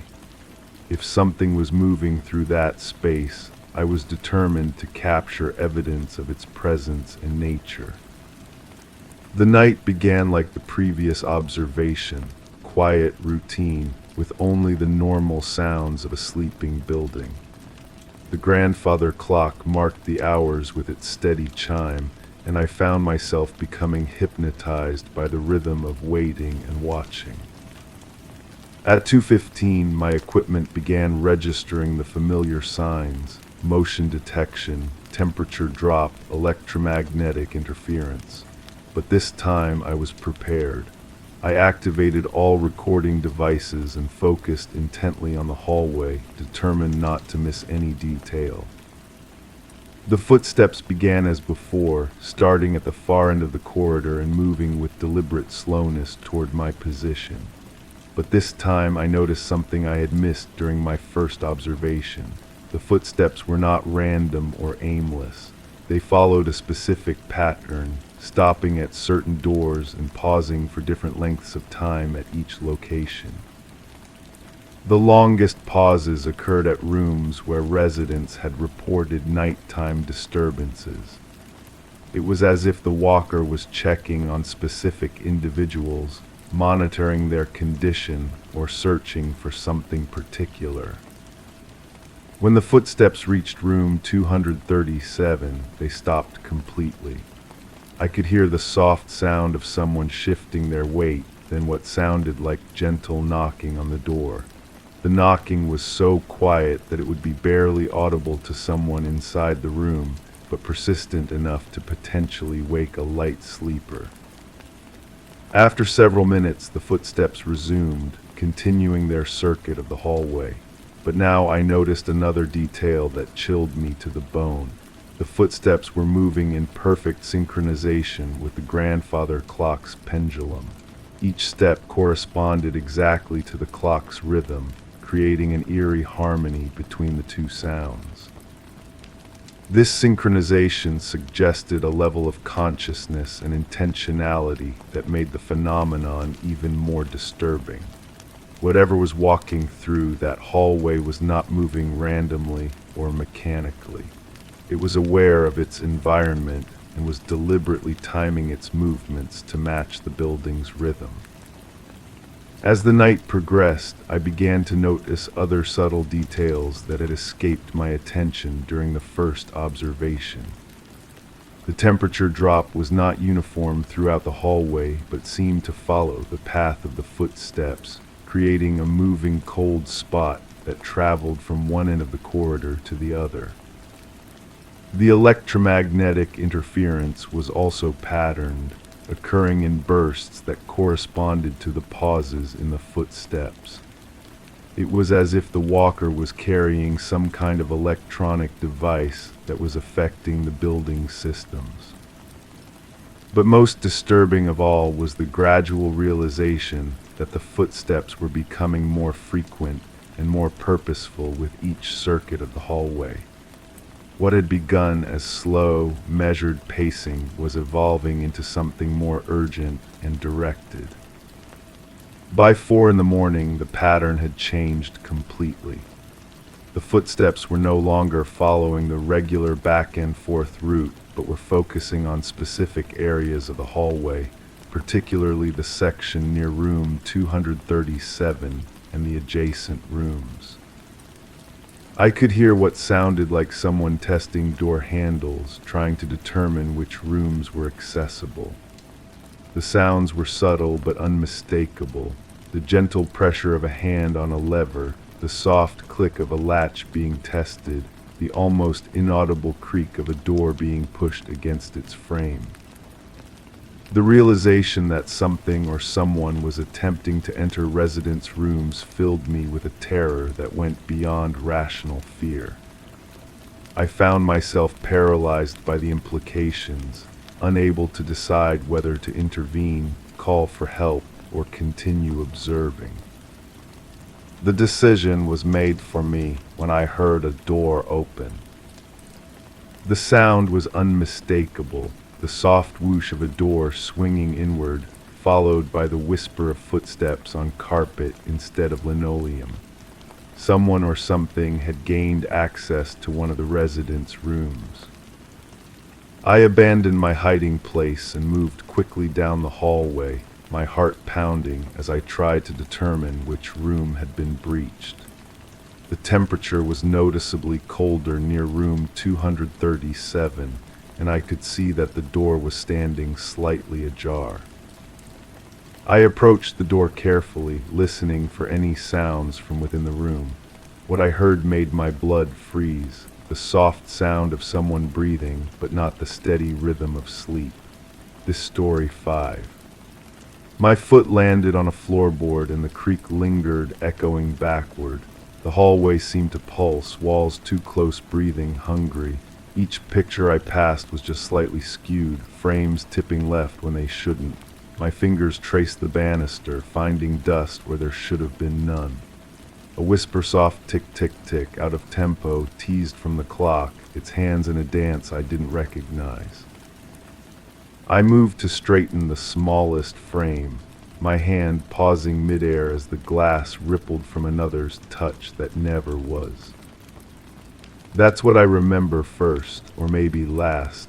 The sequence keeps shifting on me like trying to hold water in cupped palms. The dust, I keep coming back to the dust.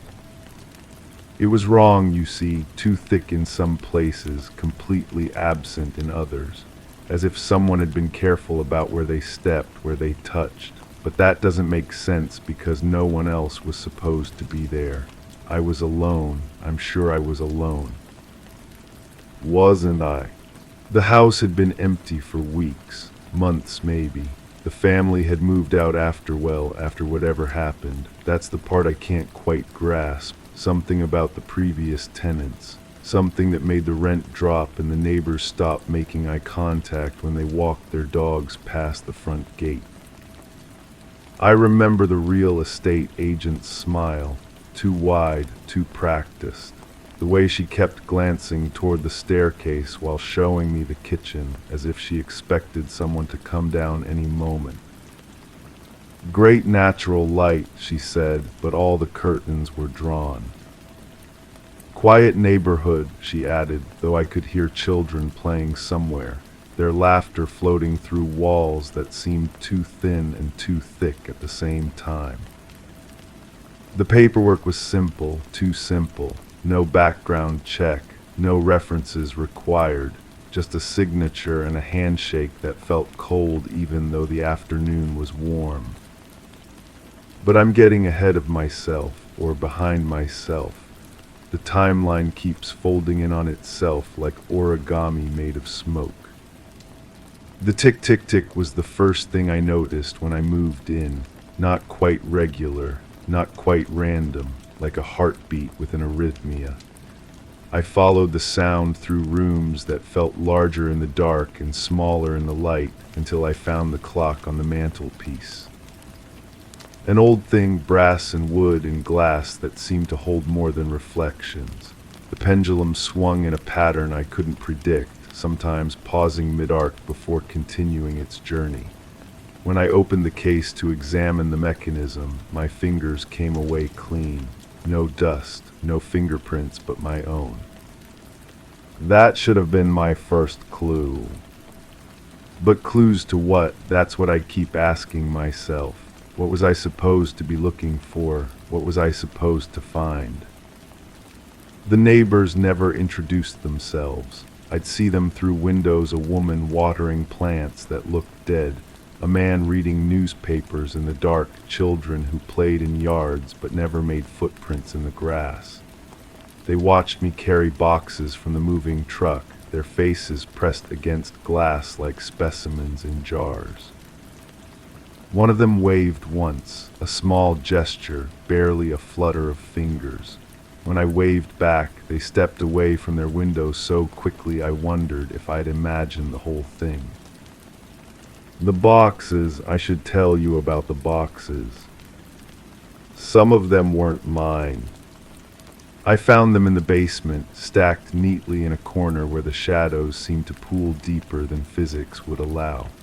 Old cardboard, edges soft with age and moisture. No labels, no names. When I opened the first one, I found photographs of people I didn't recognize in rooms that looked exactly like the ones upstairs. Same wallpaper, same furniture, same crooked pictures in the hallway. But the people in the photographs looked wrong somehow. Their smiles too strained, their eyes focused on something just outside the camera's frame. In every picture, someone was missing. You could tell by the way the others arranged themselves, leaving space for a person who wasn't there. Or maybe they were there and the camera just couldn't see them. I put the photographs back, closed the box, told myself I'd deal with it later. Later never came. Or maybe it came too soon.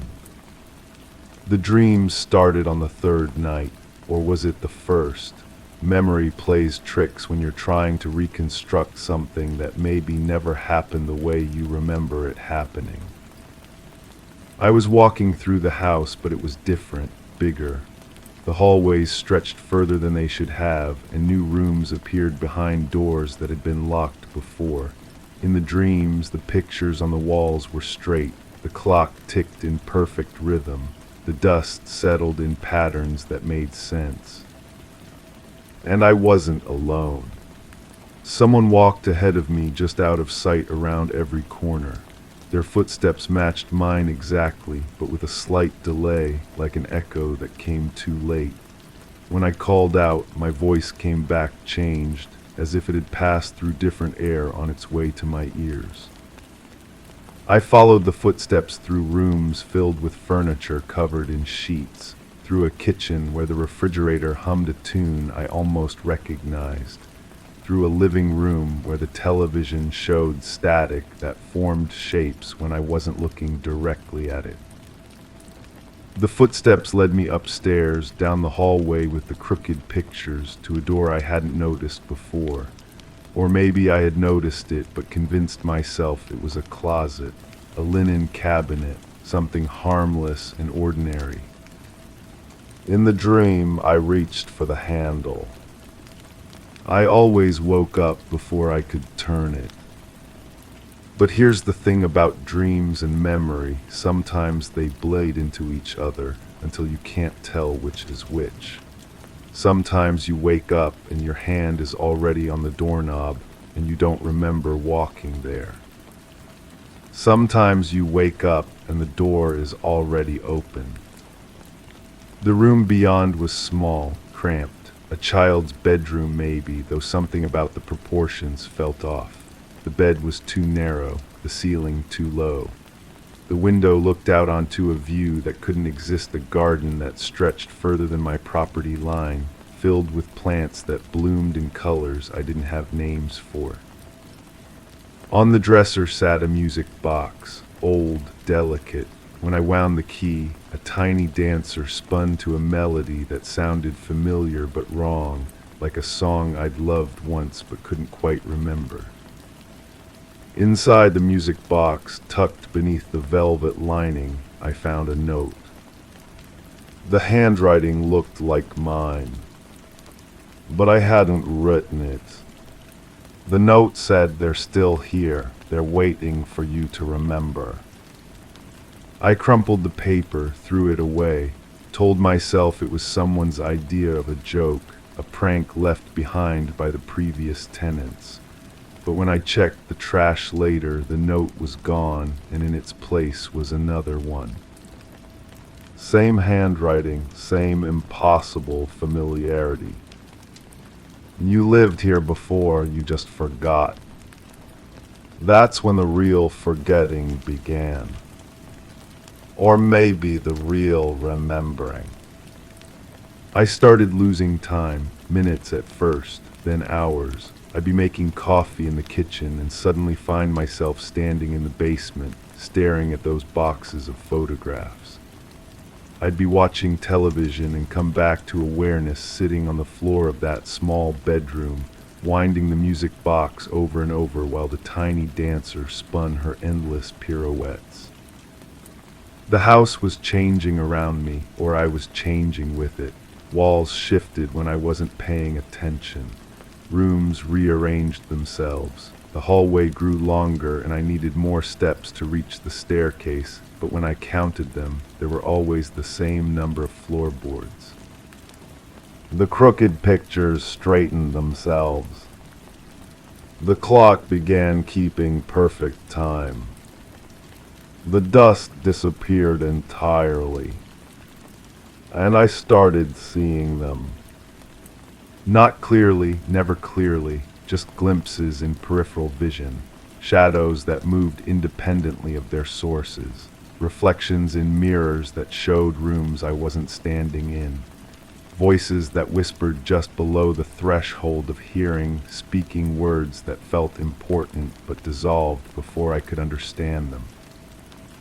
They were familiar, these almost glimpses. like faces you recognize in crowds but can't quite place, like voices you've heard in dreams that follow you into waking. I found more notes in books I hadn't opened, in pockets of clothes I hadn't worn, tucked behind the bathroom mirror, written on the back of receipts for purchases I didn't remember making. You were happy here once. This is where you belong. Why did you leave us? The handwriting evolved, became cleaner, more confident, more unmistakably mine. But I still hadn't written them. Had I? The photographs in the basement boxes started changing too. The missing person in each picture became more obvious, their absence more pronounced. Empty chairs at dinner tables, vacant spaces in family portraits, shadows on walls that didn't match the people casting them. And in the newest photographs, pictures that appeared in boxes I'd already searched, I started recognizing the faces. The woman watering dead plants. The man reading in the dark. The children who played without leaving footprints. They were all there in picture after picture, looking exactly the same as they did now, but the photographs were old, faded. Some of them dated from decades ago, though I couldn't find the dates themselves, just the feeling of age that clung to them like dust. Like the dust that was wrong. Like the dust that told a story I wasn't ready to read. I tried to leave once, packed a bag, called a moving company, put the house back on the market, but when I woke up the next morning, my belongings were unpacked. The moving company had no record of my call. The real estate agent's number had been disconnected. And there was a new note, this one stuck to the bathroom mirror where I couldn't miss it. You can't leave until you remember why you came back. Came back. Not came here, came back. The distinction felt important, though I couldn't say why. I started spending more time in that small bedroom, winding the music box and watching the dancer spin. The melody was becoming clearer, more familiar. Sometimes I caught myself humming along, though I didn't remember learning the tune. The window view was changing too. The impossible garden was growing closer, its strange flowers pressing against the glass as if they wanted to come inside, or as if they wanted me to come out. In the garden I could see figures moving, indistinct, wavering like heat mirages. They seemed to be waiting for something or someone. They seemed to be waiting for me. The tick-tick-tick of the clock downstairs had synchronized with my heartbeat, or maybe my heartbeat had synchronized with it. Sometimes I couldn't tell where the sound was coming from, the clock, my chest, or somewhere in the walls themselves. The house was breathing with me now, inhaling when I inhaled, exhaling when I exhaled. We were becoming one organism, the house and I, sharing the same rhythm, the same pulse, the same patient waiting for something to happen. For someone to remember. For someone to come home. The last note appeared on my pillow, written in handwriting so perfectly mine that I almost believed I'd written it in my sleep. Look in the mirror, really look. So I did, and I saw myself, but not quite myself, a version of me that belonged here, that had always belonged here, a version that remembered what I had forgotten, that knew what I was trying so hard not to know. In the mirror, I was smiling. In the mirror, I wasn't alone. In the mirror, the house was full of people I almost recognized, people who had been waiting so patiently for me to stop running from whatever had happened here before. Whatever had happened to me here before. The reflection reached toward the glass, and I found myself reaching back, our fingertips meeting on opposite sides of a barrier that felt thinner than it should have been. When I pulled my hand away, the glass rippled like water. Like it had that first day in the hallway. Like it had been doing all along, responding to touches that weren't quite there, to presence that wasn't quite absent. Now I'm back where I started, walking down the hallway, listening to my footsteps on floorboards that creak in all the right places. The pictures are crooked again, tilted at angles that make the faces in them seem to watch me as I pass. My foot lands on the same board, and the creak lingers, echoing backward through time and memory and the space between what happened and what I remember happening. The walls pulse, breathing, hungry for something I'm finally ready to give them. The tick-tick-tick calls from downstairs, keeping time with a heart that might be mine or might belong to something larger, something that encompasses the house and the garden and the neighbors who watch from windows and the photographs of people who left spaces for someone who was always there. I reach for the smallest frame, my hand pausing midair as the glass ripples. But this time I don't pull away. This time I remember why I came back. This time I'm ready to stay, story 6. It smelled like old paper, dry and faintly musty, in a room that shouldn't have it. The scent curled around me as I moved across the living room, where sunlight struggled against heavy drapes. I paused, searching for the logical source, a book left out, a forgotten drawer, but the smell persisted, clinging like an unwelcome guest. The room was meticulously clean, without a trace of dust or clutter. Yet as I stood in the stillness, I couldn't shake the feeling that I'd inhaled this exact air before, in a dim attic or a forgotten library. It had been years, yet the scent was unmistakable, pulling me toward a forgotten corner of my mind. I hadn't sensed it since everything changed, but now here it was again. I tried to remember when I first noticed things weren't right. The memory comes in pieces, like trying to catch water with my fingers. There was a conversation, someone sitting across from me at the kitchen table, their hands folded. The light was different then, softer somehow. They were saying something about trust, about how some things are better left alone, but their voice keeps slipping away from me, becoming static. "You don't remember, do you?" Was that what they said, or am I filling in the blanks? The smell grows stronger near the bookshelf. I run my fingers along the spines, searching. Everything is in perfect order, arranged by height rather than subject. That strikes me as wrong, but I can't say why. My fingers stop on a gap between two volumes, a space just wide enough for something thin. I was looking for something once, standing in the same spot, but the room was different, darker. The furniture wasn't quite where it is now, and there were shadows that don't exist anymore. I was searching through papers, my hands shaking slightly as I turned each page. "What are you doing?" The voice came from behind me. I spun around, papers scattering.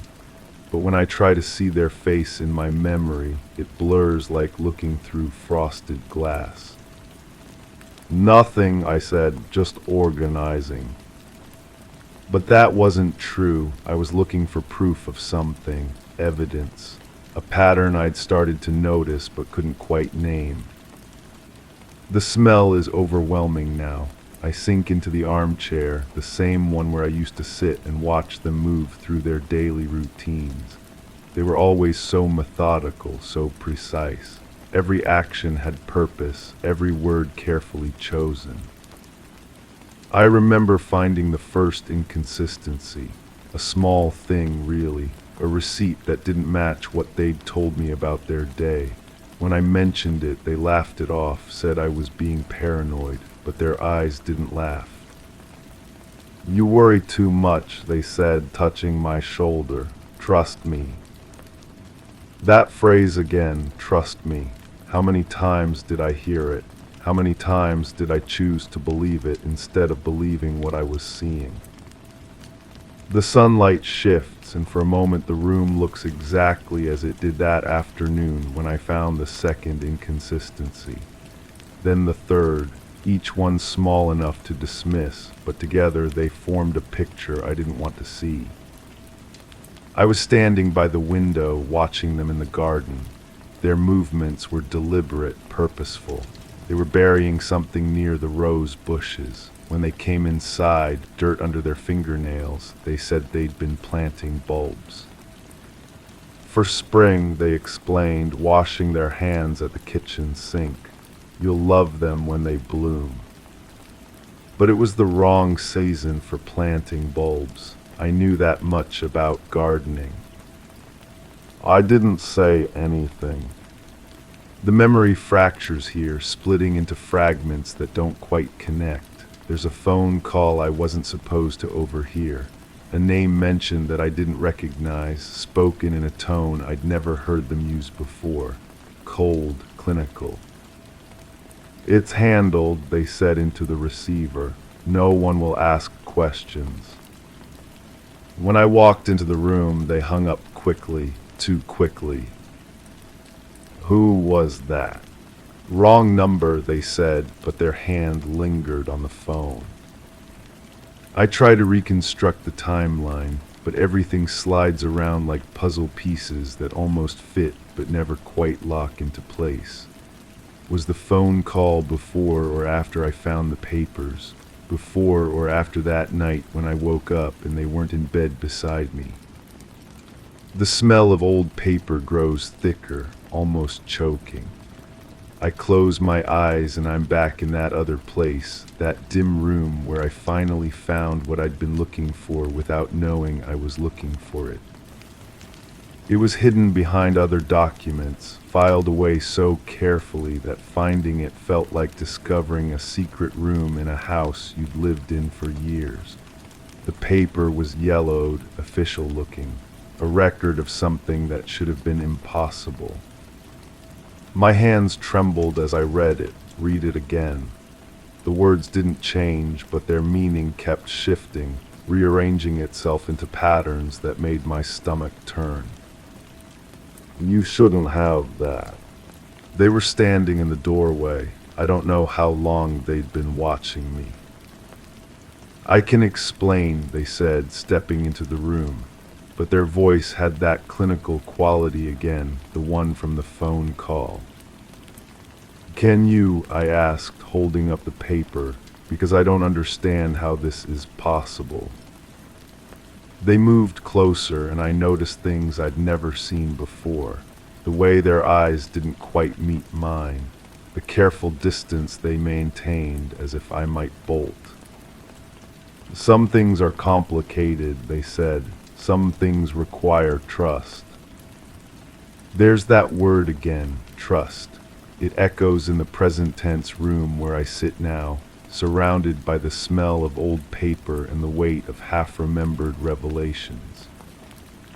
I stood up from that dim room, the document still in my hand, but when I try to remember what happened next, the memory goes white like overexposed film. There's a gap where something important should be, a silence where voices should echo. The next clear memory I have is of being back in this living room, sitting in this same chair. The document was gone. When I asked about it, they looked at me with concern, the kind of expression you'd give someone who was clearly unwell.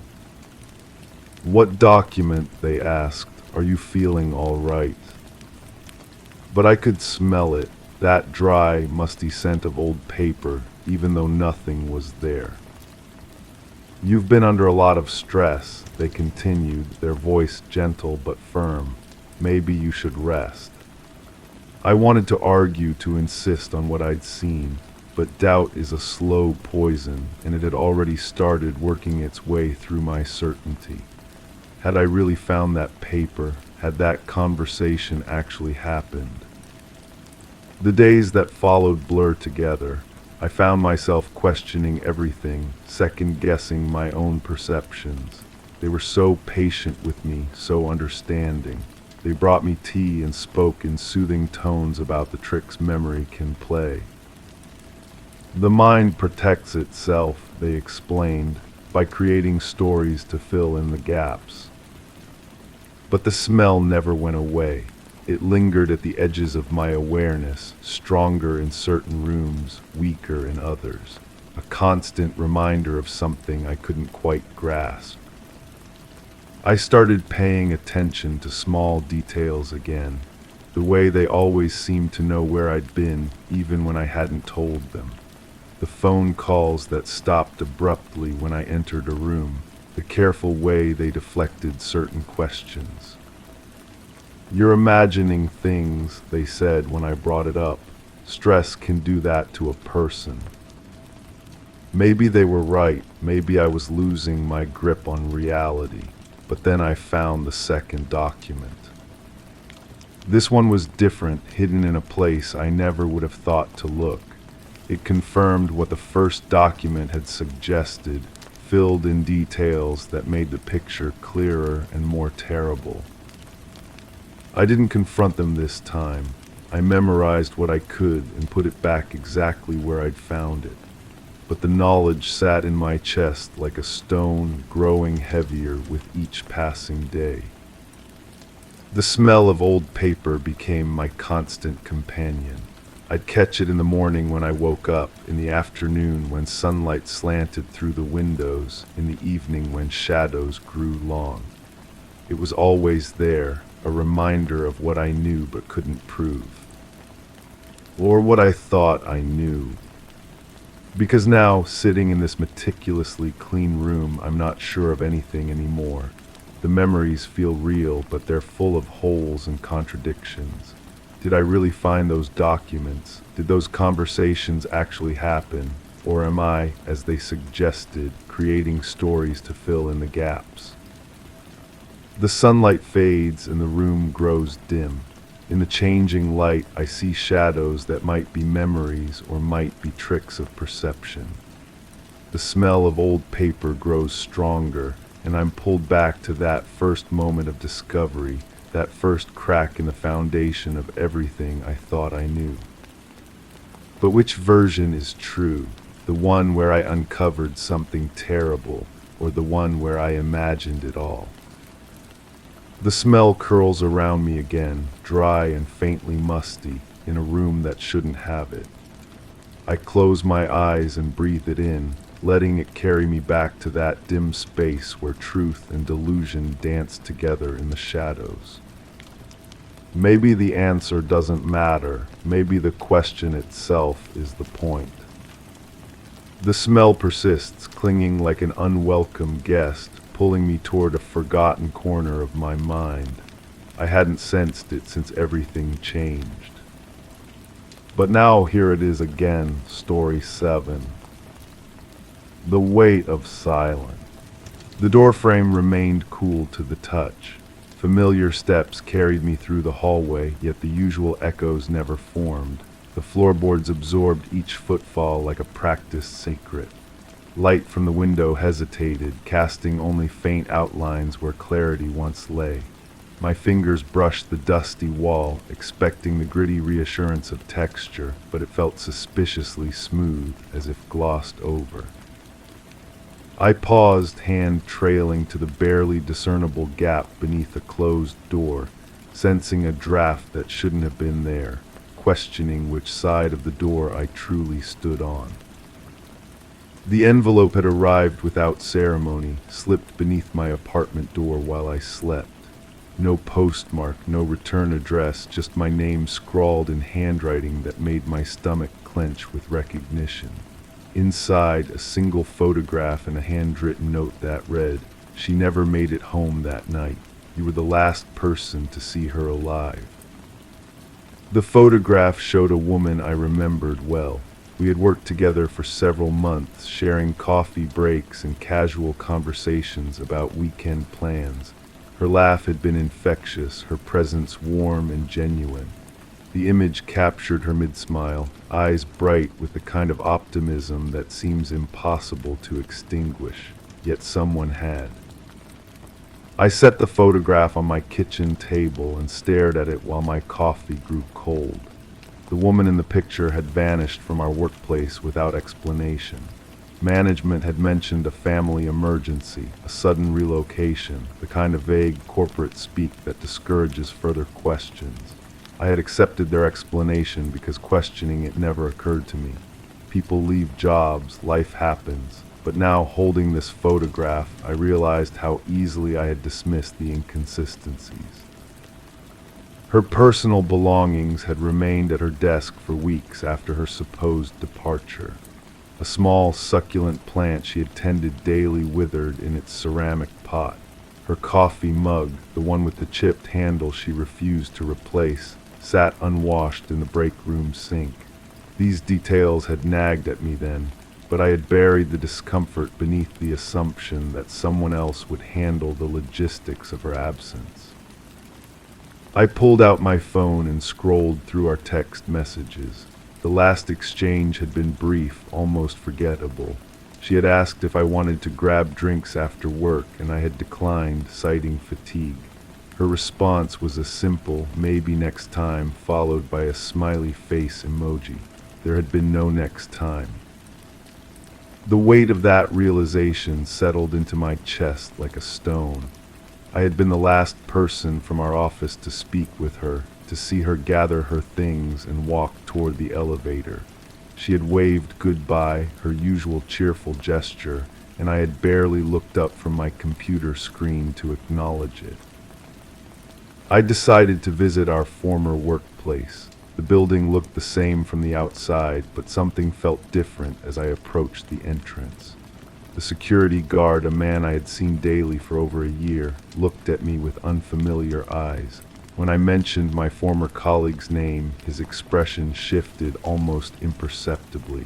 He claimed not to remember her, which struck me as odd. She had been the type of person who made an impression, who exchanged pleasantries and remembered personal details about the people she encountered regularly.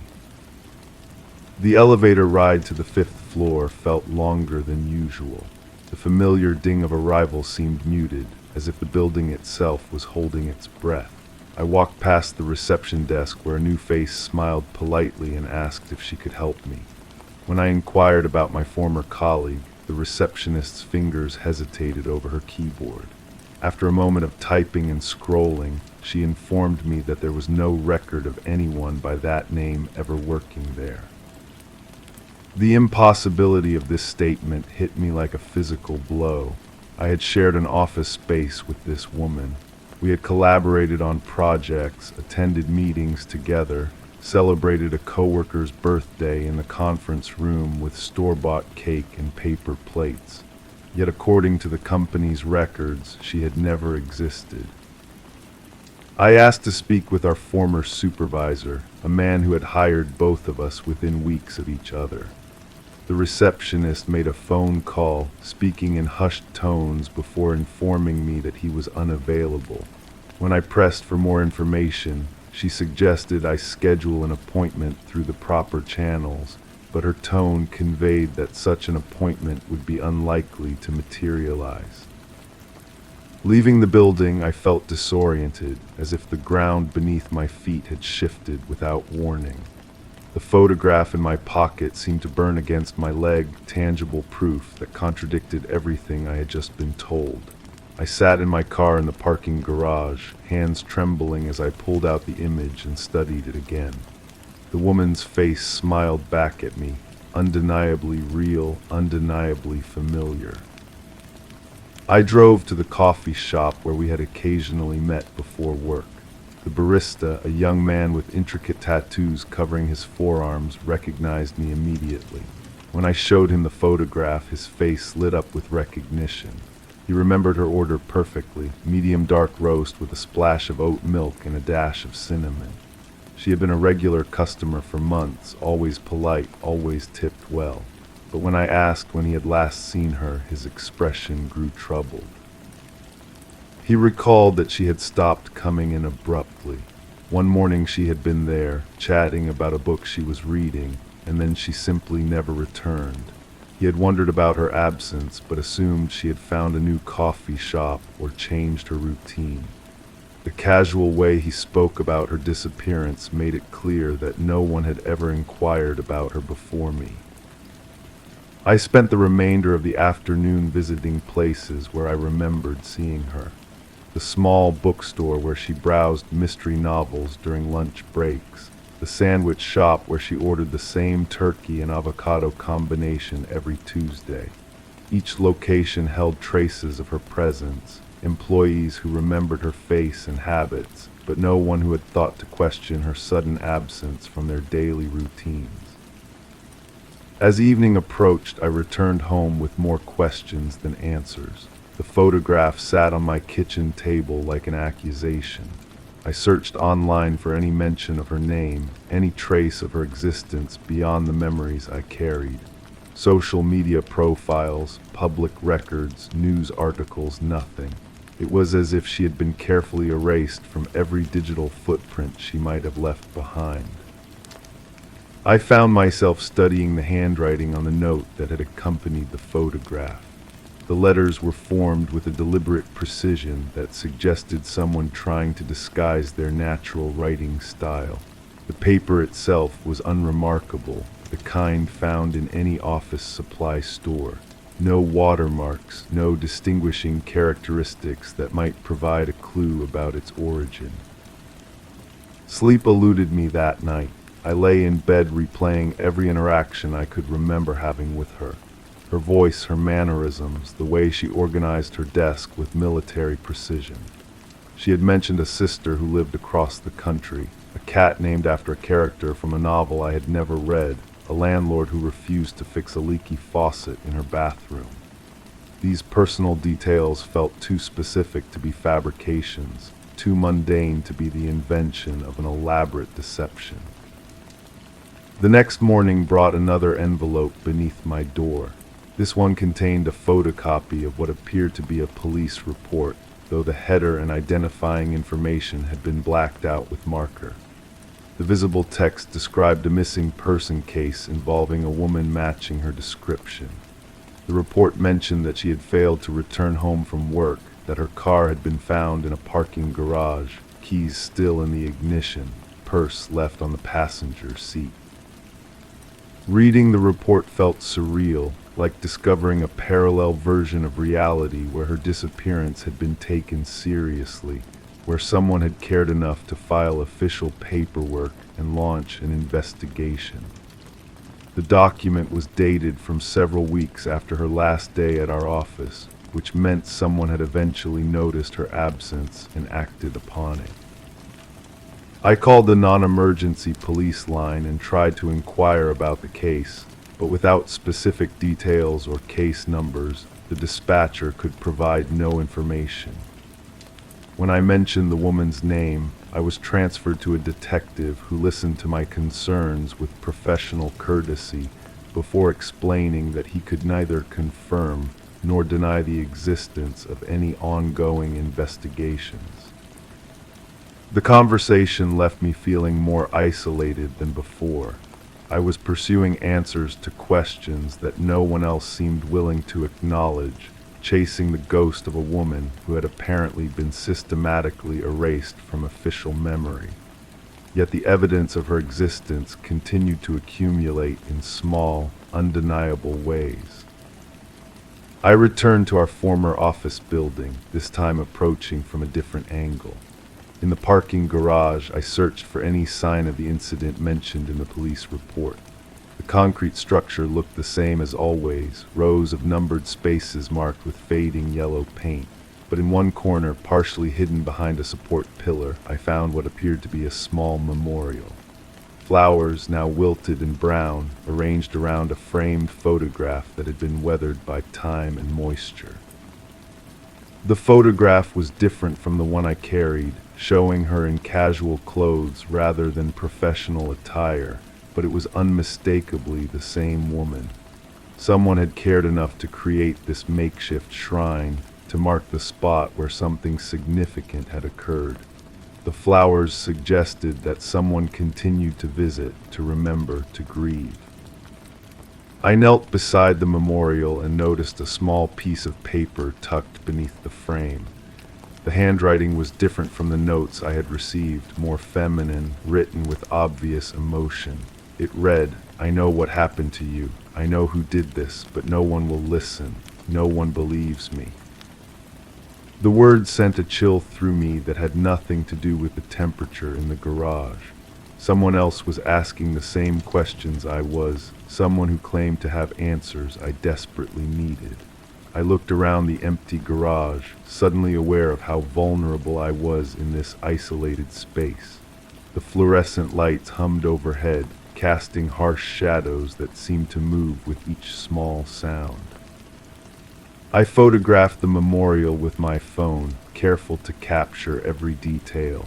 The flowers appeared to be roses, though their original color was difficult to determine in their current state of decay.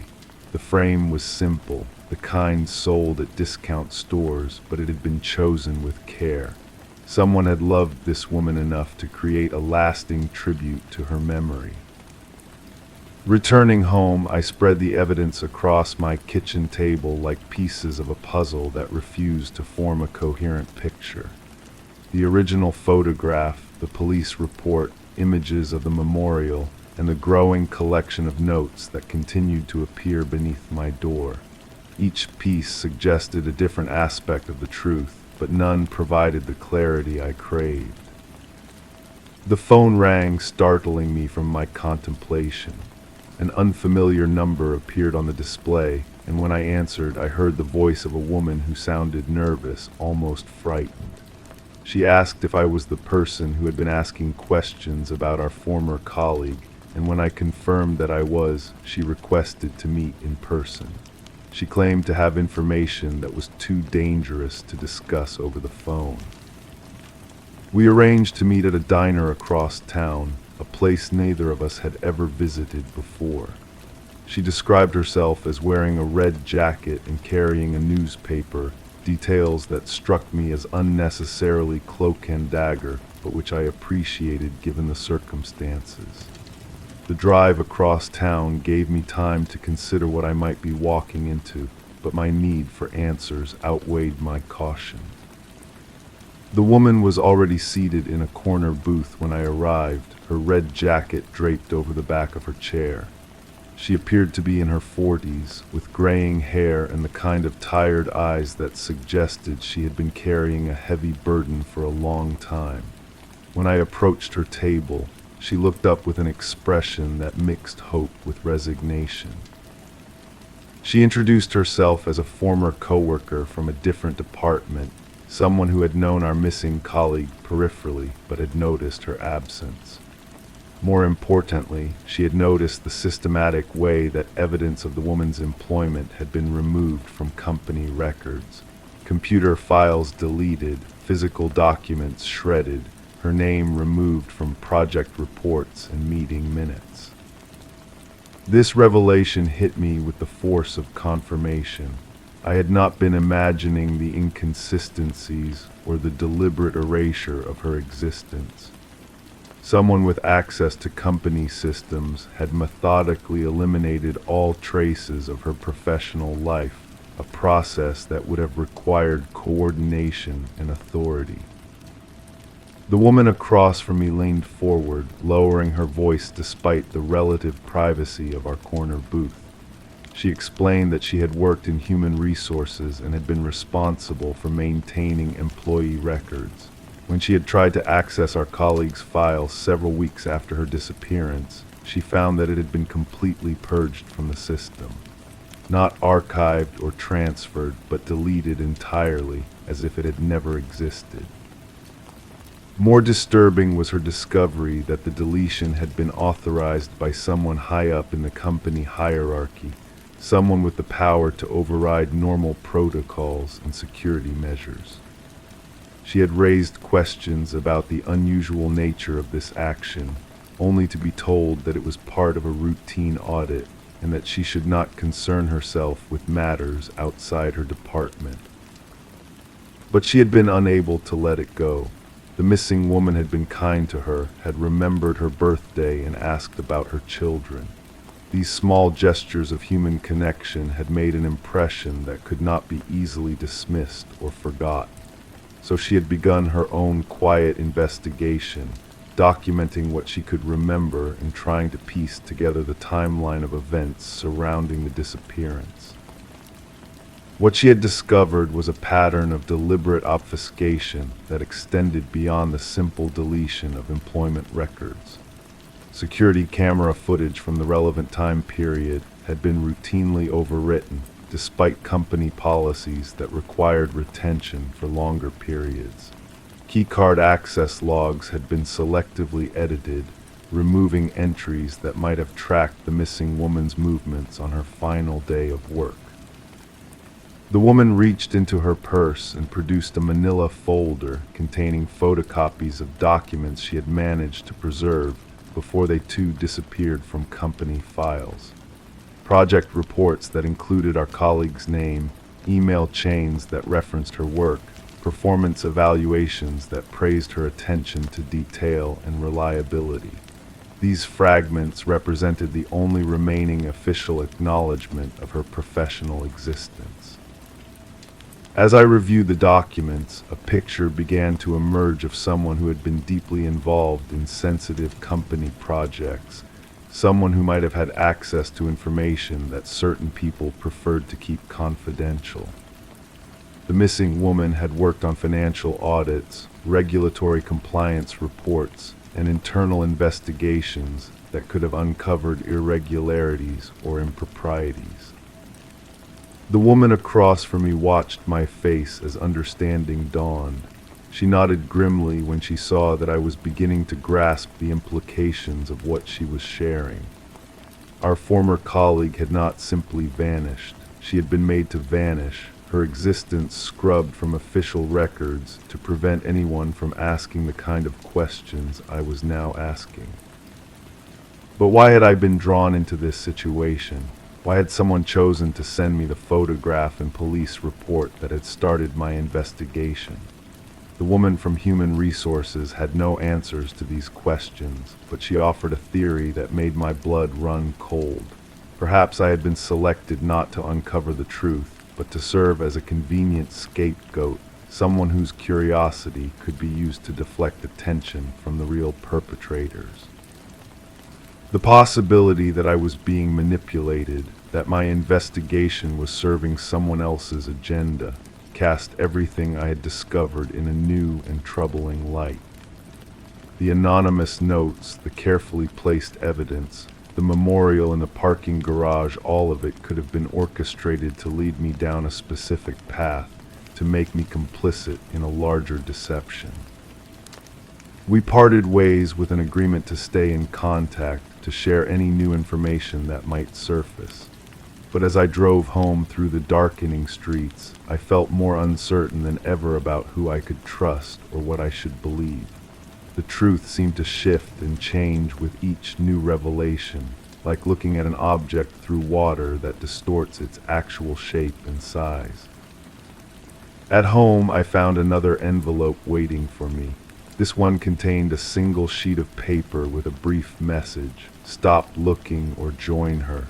The threat was unambiguous, but it only strengthened my resolve to continue seeking answers. Someone was afraid of what I might discover, which meant there was still truth to be found. I began to document everything, creating my own files and hiding copies in multiple locations. If something happened to me, I wanted there to be a record of what I had learned, evidence that could not be easily erased or dismissed. The missing woman deserved to have her story told, her existence acknowledged, her disappearance investigated properly. But as I wrote, I found myself questioning my own memories, wondering if my recollections of our time working together were as reliable as I believed them to be. The systematic erasure of official records had created a situation where my personal testimony was the primary evidence of her existence, and I knew how easily personal testimony could be discredited or dismissed. The investigation had consumed my life, transforming me from a passive observer into an active participant in a mystery that seemed to grow more complex with each passing day. I no longer knew if I was seeking justice for a missing woman or being drawn deeper into a web of deception that I might never escape. Yet I could not stop. The photograph on my kitchen table continued to smile at me, a reminder of a person who had lived and worked and laughed, who had deserved better than to simply vanish without explanation or acknowledgement. Whatever the risks, whatever the consequences, I owed it to her memory to continue asking questions, to keep seeking the truth that someone had worked so hard to bury. The woman in the photograph had become more than a former colleague. She had become a symbol of all the people who disappear without trace, whose absence goes unnoticed or unremarked, whose stories are never told. In pursuing her truth, I was pursuing something larger and more important than any individual case. But I was also pursuing something dangerous, something that powerful people wanted to remain hidden. And as I sat in my apartment, surrounded by the evidence I had gathered, I wondered if I was prepared for whatever consequences that pursuit might bring. Story 8. The empty shell. The kitchen inventory was found incomplete upon the initial assessment. Counters were polished with no stains or residue. One knife was missing from the set, though the block appeared untouched. The refrigerator ran at a regular temperature, its contents arranged in order of expiration. The floor displayed no irregularities or debris. Despite the absence of cooking activity, the oven was preheated to 350 degrees. The trash was empty, no rubbish to catalog. The clock on the wall had stopped at 2:17. All food items were accounted for except for an opened carton of eggs. Not a single shell was found. I know this because I was there when they wrote it all down.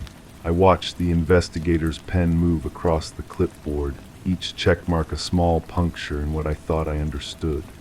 The sound of his writing reminded me of something scratching at glass, persistent and hollow.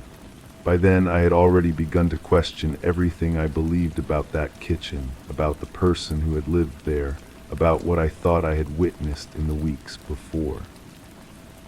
The suspicion started somewhere between the sound of running water and the smell of bleach that never quite faded. Or maybe it began with the way she arranged things too perfectly, too deliberately, as if each placement carried weight I couldn't measure. I had noticed the eggs first, actually. The carton sat in the refrigerator door, and every few days I would see her take one out, hold it up to the light, then return it to its cardboard nest. She never cooked them. Never cracked a single shell that I could see. I lived in the apartment above hers. The building was old enough that sound traveled through the floorboards like secrets you weren't meant to hear. Late at night, I would lie in bed and listen to her moving around down there, the soft shuffle of bare feet, the whisper of cabinet doors opening and closing, the barely audible hum of someone organizing in the dark. There was a rhythm to it that felt both comforting and wrong, like a lullaby with missing notes. She had moved in during the autumn when the leaves were just beginning to turn and the air carried that first hint of coming cold. I remember watching from my window as she carried box after box up the front steps, each one labeled in careful handwriting. Kitchen items, bedroom linens, personal effects. The precision of her labeling should have been my first clue, but I mistook it for simple organization. How many times do we mistake obsession for order? The knife bothers me most now, thinking back, not because it was missing from the final inventory, but because I remember the sound it made. Every evening around the same time, I would hear the rhythmic thok-thok-thok of chopping coming from her kitchen. Steady, methodical, almost meditative. But when I finally worked up the courage to knock on her door one evening, some excuse about borrowed sugar, she answered with clean hands and a spotless apron, and I could smell nothing cooking. Behind her, the kitchen gleamed under fluorescent light, every surface reflecting back at me like a mirror. The oven was always warm. Even now, I can feel the heat that radiated from her apartment, seeping up through my floor and making my own kitchen uncomfortably close. I began leaving my windows open even as the weather turned cold, trying to escape that persistent warmth. She must have noticed the draft when she came upstairs to introduce herself, properly a plate of cookies in her hands, though I had never smelled baking. The cookies were store-bought, still in their plastic container, but she had arranged them on her own dish with the same careful precision she applied to everything else. I accepted the cookies and invited her in for coffee. She stood in my doorway for a long moment, her eyes moving across my apartment with the same intensity she might have used to study a map. When she finally stepped inside, she gravitated immediately toward my kitchen, running her fingers along the countertop, opening my refrigerator as if checking its contents against some internal list. "You keep things nice," she said, though my kitchen was nothing compared to the sterile perfection of hers. Clean, organized, I appreciate that in a neighbor. Her fingers lingered on my knife block, and I noticed that her hands were softer than they should have been for someone who spent so much time cooking. No cuts, no burns, no calluses from knife work. When I mentioned this casually, just making conversation, she smiled and said she was very careful, always very careful. The eggs haunted my dreams after that. I would find myself standing in grocery store aisles, staring at carton after carton, wondering what she saw when she held them up to the light, checking for cracks, maybe, or freshness. But there was something in the way she handled them, the reverence in her touch, that suggested she was looking for something else entirely, something I couldn't name. I started paying closer attention to the sounds from below. The chopping continued every evening, but now I noticed other things too. The whir of the garbage disposal, though her trash was always empty when I glimpsed it through her kitchen window. The sound of water running for long stretches, sometimes lasting an hour or more. The soft beep of her oven timer, followed by the click of the door opening, though I never smelled anything baking or roasting. One afternoon I saw her in the building's shared laundry room, washing what looked like kitchen towels. The water in the machine ran red at first, then pink, then clear.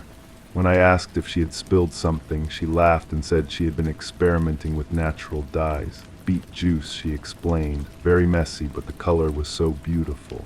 She showed me her hands, stained faintly purple around the nails, and I nodded as if this explained everything.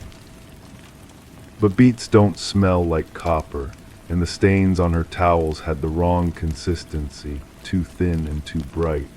I found myself researching natural dyes that night, scrolling through page after page of instructions and ingredient lists. Beet juice, according to every source I could find, produced a deep red-purple color, not the rust-brown stains I had glimpsed in her wash water. The missing knife could have been anywhere, really. Kitchen knives go missing all the time, dropped behind counters, accidentally thrown away, lent to neighbors and forgotten. But her knife block was the expensive kind, with slots specifically shaped for each blade. The missing piece left a gap that looked deliberate, like a space held open for something that was meant to return. I began timing my trips to the mailbox to coincide with her comings and goings. She left the building every few days, always carrying a small cooler, always returning empty-handed. Her car smelled faintly of bleach when she opened the door, and the trunk looked freshly scrubbed. When I commented on how clean she kept her vehicle, she explained that she transported samples for work. Laboratory specimens that required careful handling and thorough sanitization afterward. This should have satisfied my curiosity, but instead it raised new questions. What kind of laboratory work required such frequent sample collection? And why did she never seem to have a consistent schedule, never mention colleagues or deadlines or the normal rhythms of employment? The preheated oven troubled me more than I wanted to admit. I started paying attention to the heat that radiated from her apartment, noting when it intensified and when it faded. The warmth was most noticeable in the early morning hours, as if she had been cooking all night. But morning was also when I was most likely to see her leaving with her cooler, looking fresh and rested, as if she had slept peacefully through the night. I convinced myself I was being paranoid. Neighbors develop strange fixations on each other, especially in buildings where privacy is more theoretical than actual. The sounds and smells of someone else's life can become magnified, distorted, transformed into mysteries where none exist. I tried to focus on my own routines, my own concerns, but my attention kept drifting back to the soft sounds from below and the questions they raised. The investigator's report mentioned the stopped clock, but it didn't capture the significance of that particular time. 2:17 was when she usually started her evening preparations, the time when I would hear her moving around the kitchen, beginning whatever ritual she performed down there. The clock stopping at that exact moment felt too precise to be coincidental, too symbolic to be accidental. But symbols of what and coincidental with what event? The report treated the stopped clock as just another detail in a catalog of oddities, but I knew it marked something important. A moment when time stopped mattering, when the careful schedule she maintained finally broke down. The empty trash bothered the investigator, I could tell. He kept returning to it in his notes, circling back to the absence of normal household waste. No coffee grounds, no food scraps, no packaging or papers. Nothing to suggest the daily accumulation of living that fills most people's garbage cans. But I had watched her take her trash out regularly, always at night, always carrying bags that seemed heavier than they should have been given how little I saw her consume. She shopped for groceries frequently, but bought very little. I followed her once, staying several aisles behind, watching her move through the store with the same methodical precision she applied to everything else. She spent the most time in the meat section, examining packages with the same careful attention she gave to her eggs, but she rarely bought anything there, just looked and touched and occasionally asked the butcher questions I couldn't hear. The eggs were her one consistent purchase. Always the same brand, always checking each one individually before placing the carton in her cart. At home, I watched through my kitchen window as she transferred them to her refrigerator, arranging them with the pointed ends down, the blunt ends up. She would count them, I noticed, 12 going in, and then she would count again each time she opened the carton. But she never cooked them, never scrambled or boiled or baked with them. They would sit in her refrigerator until they approached their expiration, and then she would dispose of them somehow. Not in her kitchen trash I had checked during one of my more invasive moments of curiosity. They simply disappeared, replaced by a fresh dozen that would meet the same mysterious fate. The missing shells from the final inventory made perfect sense to me, even if they puzzled the investigator. She never cracked eggs in her kitchen because she never cooked them there. Whatever she did with those eggs happened somewhere else, somewhere that wouldn't leave traces in her carefully maintained space. I started dreaming about shells, dozens of them perfectly white and hollow, arranged in neat rows like tiny skulls. In my dreams, I could hear them cracking, one after another, with the same rhythmic precision as her nightly chopping. But when I tried to see what was inside, the shells were always empty, containing nothing but air and the faint smell of copper. The heat from her apartment grew more intense as autumn turned to winter. My own heating bills dropped to almost nothing because of the warmth radiating up through my floor. Sometimes I would press my ear to the floorboards and listen to the sounds below, the hum of her oven running constantly, the soft whisper of her moving around, the occasional clink of metal against metal. One night I heard something different, a sound like liquid being poured, followed by a sizzling that reminded me of bacon hitting a hot pan. But there was no smell of cooking food, just that persistent odor of bleach and something else I couldn't identify. Something organic and slightly sweet, like flowers left too long in stagnant water. I knocked on her door the next morning, using the excuse of a package that had been delivered to my mailbox by mistake. She answered quickly, as if she had been waiting just inside, and I noticed that her kitchen was filled with steam. Every surface was fogged with condensation, and the air was thick with humidity despite the cold weather outside. "Cleaning day," she explained, wiping her hands on a towel that looked freshly laundered. "I like to deep clean regularly, keeps everything sanitary." But deep cleaning doesn't usually require the oven to be running at full heat, and it doesn't explain the sweet, floral smell that seemed to cling to her clothes and hair. When I handed her the misdelivered package, her fingers were warm and slightly damp, as if she had been working with her hands in hot water for hours. The investigator's report noted that all food items were accounted for except the eggs, but it didn't mention what I had observed about her shopping habits. The careful selection process, the counting and recounting, the way she held each egg up to the light as if looking for something hidden inside. These details seemed important to me, but I wasn't sure how to explain their significance to someone who hadn't witnessed the daily ritual of her life. I found myself staying awake at night, listening for the sounds from below. The chopping had become irregular, sometimes stopping mid-rhythm as if she had been interrupted or distracted. The water ran less frequently, but when it did, it ran for longer periods. The oven continued its constant hum, filling my apartment with heat that made sleep difficult and dreams strange. The last time I saw her, she was carrying her cooler as usual, but something was different about her movements. She seemed hurried, less precise than normal, and she forgot to lock her car door after loading the cooler into the trunk. When she realized her mistake and came back to secure the vehicle, I noticed that her hands were shaking slightly. I should have said something then, should have asked if she was feeling well, if there was anything I could help with. But there was something in her expression that stopped me, a look of intense concentration that made me feel like an intruder in a moment I wasn't meant to witness. She didn't return that night or the next night. By the third day, the heat from her apartment had begun to fade, and I realized I had grown accustomed to its presence. Without it, my own space felt cold and empty, like something essential had been removed.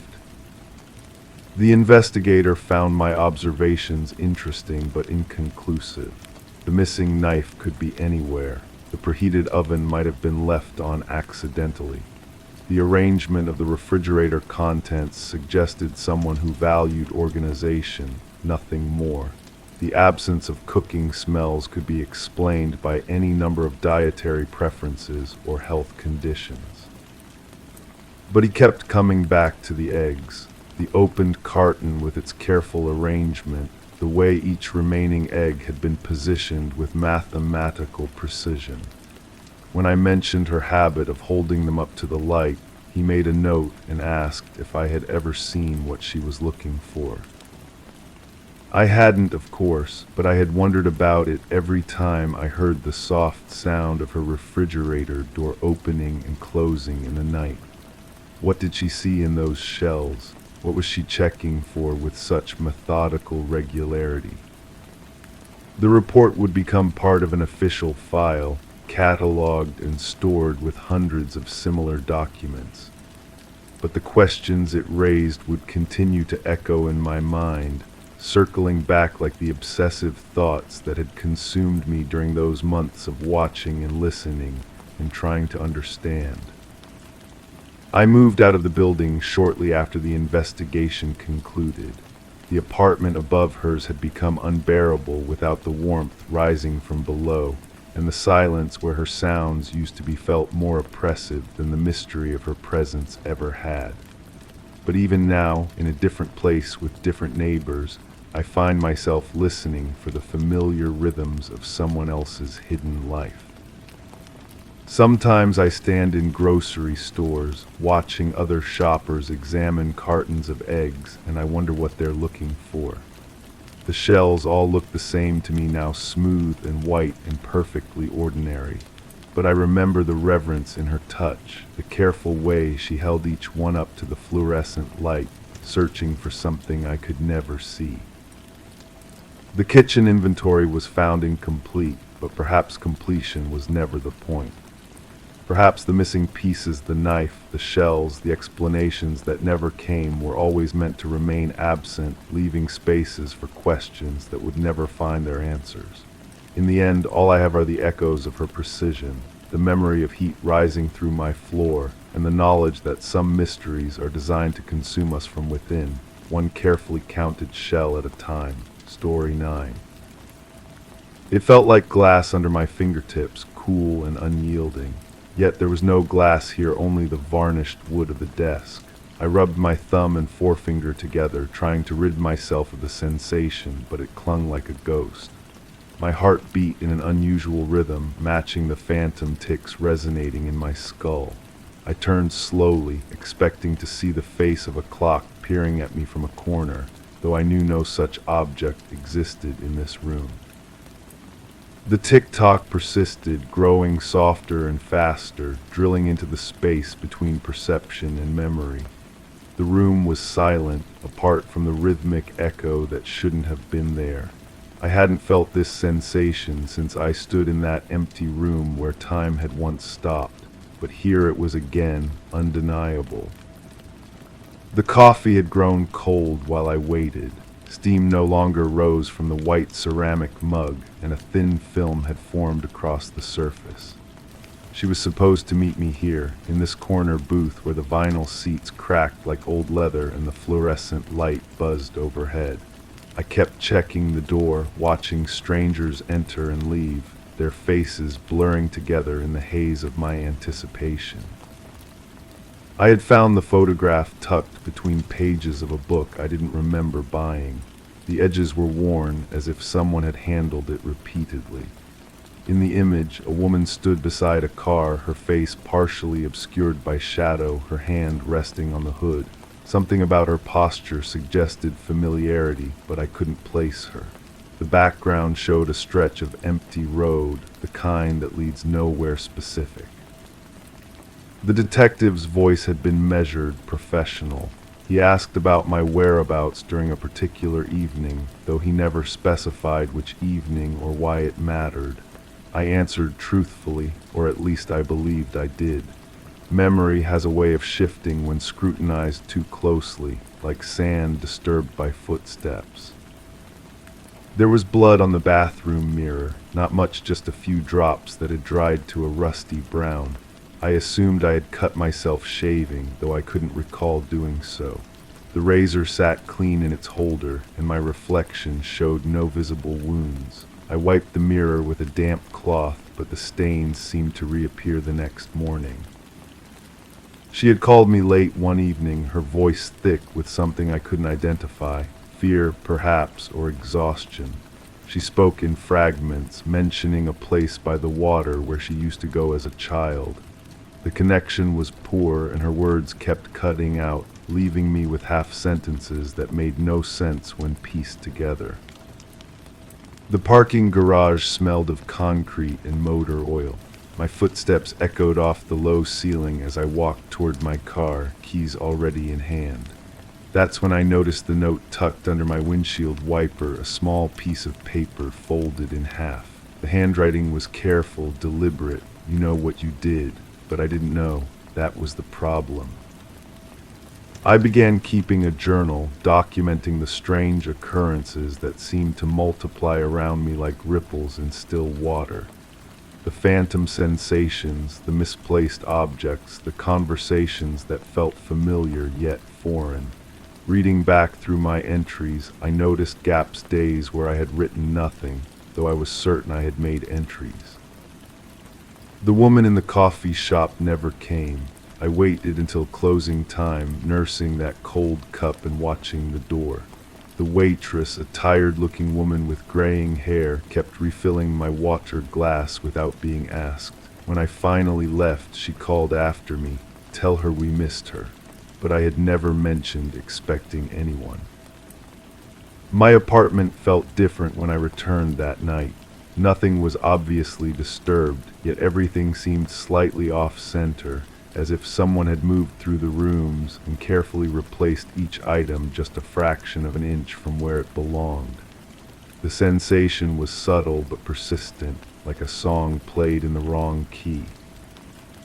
I found myself driving to unfamiliar neighborhoods, following routes that seemed to choose themselves. My hands would turn the steering wheel without conscious direction, leading me down streets I didn't recognize toward destinations I couldn't name.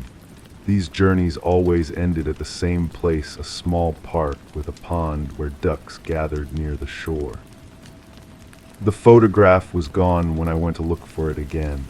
I searched through every book on my shelves, but it had vanished as mysteriously as it had appeared. In its place, I found a ticket stub from a movie I didn't remember seeing. The title faded beyond recognition. She had mentioned the ticking once during one of our fragmented phone conversations. "Do you hear it too?" she had asked, her voice barely above a whisper. I had told her yes, though at the time I wasn't sure what she meant. Now I understood. The sound followed me everywhere, a metronome keeping time to some invisible orchestra. The detective called again. This time he wanted to know about the woman. He described her in general terms: height, hair color, approximate age details that could have fit 1,000 different people. When I asked why she mattered, he deflected, mentioning only that she had been asking about me. I started noticing patterns in the seemingly random events. The phantom sensations always preceded the ticking. The ticking always preceded the phone calls. The phone calls always preceded the dreams where I stood in that empty room, watching shadows move across bare walls while time held its breath. The blood on the mirror had spread. What began as a few drops now covered nearly half the surface, though it remained thin, translucent, like watercolor paint mixed with too much liquid. I stopped trying to clean it away. Each attempt only seemed to make it worse. My journal entries became increasingly erratic.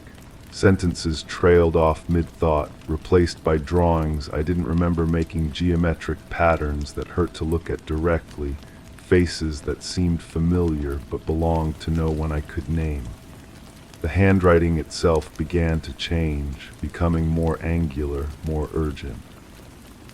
She met me at the park by the pond. Not the woman from the photograph, someone else entirely, though she spoke as if we had known each other for years.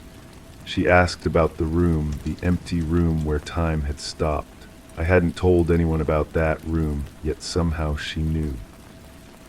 The detective showed me evidence I couldn't explain. Security footage from a camera I hadn't noticed, showing a figure that looked like me entering a building I had never seen. The timestamp was corrupted, displaying only static where numbers should have been. "When was this taken?" I asked, but he only smiled and put the photograph away. I began to suspect that the events weren't happening in the order I remembered them. The coffee shop meeting might have occurred before the phone calls, or perhaps after the dreams. Time seemed to fold in on itself, creating loops and contradictions that made linear thinking impossible. The empty room appeared in my apartment.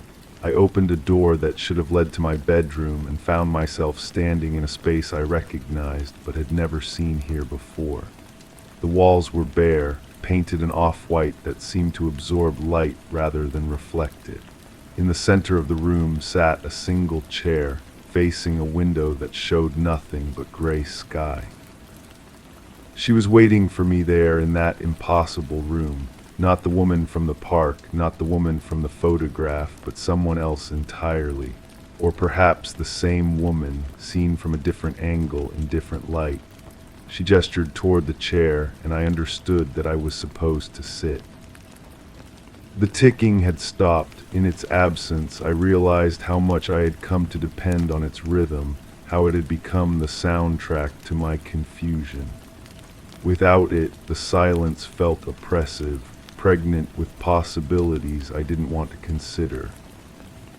"You remember now," she said, though her voice seemed to come from very far away. I wanted to tell her that I didn't remember anything, that the fragments in my mind refused to coalesce into anything resembling truth. But when I opened my mouth, different words emerged. I never forgot. The detective's final visit came without warning. He sat across from me in my living room, his notebook closed, his questions already answered. "We found her," he said simply. "By the water, just like she said." I asked who he meant, but he was already standing to leave. I returned to the coffee shop one more time.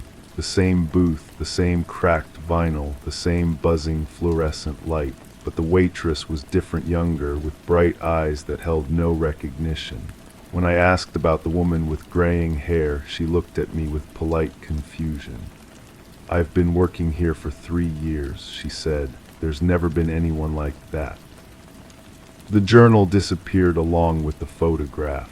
In its place, I found a single sheet of paper with my handwriting or something close to my handwriting covering both sides in dense, overlapping text. The words were familiar, yet I couldn't remember writing them. They described events I had experienced, conversations I had heard, sensations I had felt, but from a perspective that wasn't quite my own. The room with the chair was gone when I looked for it again. The door opened onto my bedroom exactly as it should have, but sometimes, late at night, I could hear movement from beyond that wall, footsteps crossing an empty floor, the creak of wood settling into silence.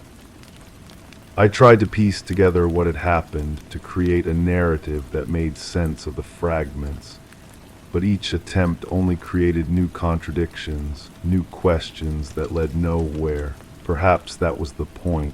Perhaps some stories aren't meant to be understood, only experienced. The sensation returned to my fingertips as I sat at my desk, writing these words. Glass where there should be wood, coolness where there should be warmth. I rubbed my thumb and forefinger together, but the feeling persisted. In the distance, almost too faint to hear, the ticking began again. Story 10. The gentle hum of the refrigerator was the only sound in the dim kitchen, casting a soft, yellow glow across the linoleum floor. The morning air held the scent of freshly brewed coffee, mingling with the distant echo of chirping birds. On the countertop, a single glove, speckled with mud, rested beside an untouched slice of toast. All was still, yet the back window swung slightly open, the curtains swaying lazily in the cool breeze. An unseen presence seemed to linger in the air, as if watching from just beyond the glass. I remember staring at that glove for what felt like hours, though it could have been minutes. The mud was still damp, dark brown against the pale fabric. I knew exactly how it had gotten there. At least I thought I did. The night before, I had been working in a garden behind the house. The recent rains had turned the soil into thick, clinging mud that stuck to everything: my boots, my clothes, my gloves. I had been planting bulbs for the spring, trying to create something beautiful in what had become a barren patch of earth. The work was therapeutic, methodical. Dig, plant, cover, repeat. By the time I finished, darkness had settled over the yard like a heavy blanket. I came inside through the back door, peeling off my muddy gloves and dropping them on the counter. One must have fallen to the floor. I made myself a cup of coffee, buttered a piece of toast, and sat down to eat. but exhaustion overtook me and I left the toast untouched, heading upstairs to bed. The glove remained where I had left it, a simple reminder of an evening spent in honest labor. That was how I remembered it. That was what made sense. But as I stood there in the morning light, something felt wrong. The glove was positioned too deliberately, centered on the counter as if placed there with intention rather than dropped in fatigue. The mud pattern seemed different somehow, not the random splashes from gardening, but concentrated smears that looked almost like fingerprints pressed into the fabric. I picked up the glove and a chill ran through my fingers. The material was cold, far colder than it should have been after sitting in the warm kitchen all night. I brought it closer to my face, and beneath the earthy scent of soil there was something else, something metallic and sharp that made my stomach turn. The toast beside it was harder than it should have been, the butter congealed into an unappetizing yellow mass. Had I really made it the night before? The coffee maker's timer showed it had brewed at 6 in the morning, not the previous evening. Small details, easily explained away, but they nagged at me like splinters under the skin. I walked to the back window, still slightly ajar. The curtains moved in the morning breeze, but there was no wind outside. The trees stood perfectly still, their branches motionless against the pale sky. I touched the window latch. It was old, prone to sticking. It would take considerable force to open it, certainly not something that would happen on its own.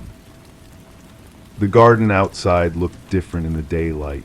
The area where I remembered planting bulbs was undisturbed, the soil smooth and untouched by recent digging. But there was another patch closer to the fence where the earth had been turned. The soil there was darker, richer, as if something had been buried and then covered over. I closed my eyes, trying to remember. The act of gardening, the feel of the shovel in my hands, the satisfaction of completing the work. But the memory felt thin, like trying to grasp smoke. Other images flickered at the edges of my consciousness, fragments that didn't fit the neat narrative I had constructed. A knock at the front door, unexpected, urgent. The sound of footsteps on gravel, heavy and deliberate. My hands, not covered in garden soil but something else, something that required scrubbing with harsh soap until my skin was raw. The back door opening and closing multiple times, as if I had been going in and out, carrying something heavy. I opened my eyes and looked at my hands. The nails were clean now, but I could see the faint marks where I had scrubbed them. When had I done that? I remembered washing up after gardening, but that would have been a quick rinse, not the thorough cleaning that would leave such marks. The telephone rang, startling me from my thoughts. I let it ring once, twice, 3 times before answering. The voice on the other end was familiar but distant, asking questions I wasn't prepared to answer. Had I seen anything unusual? Had anyone come by the house? The conversation felt rehearsed, as if I had practiced my responses beforehand. After I hung up, I found myself drawn back to the kitchen window. The view outside seemed to shift and blur, like looking through water. Sometimes I saw the neat garden I remembered creating, other times the disturbed earth that suggested something else entirely. Both versions existed simultaneously in my mind, equally real and equally impossible.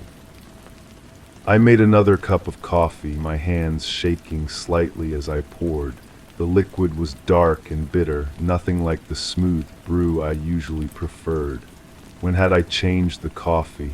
I couldn't remember buying a different brand, but the taste was unmistakably foreign, harsh against my tongue.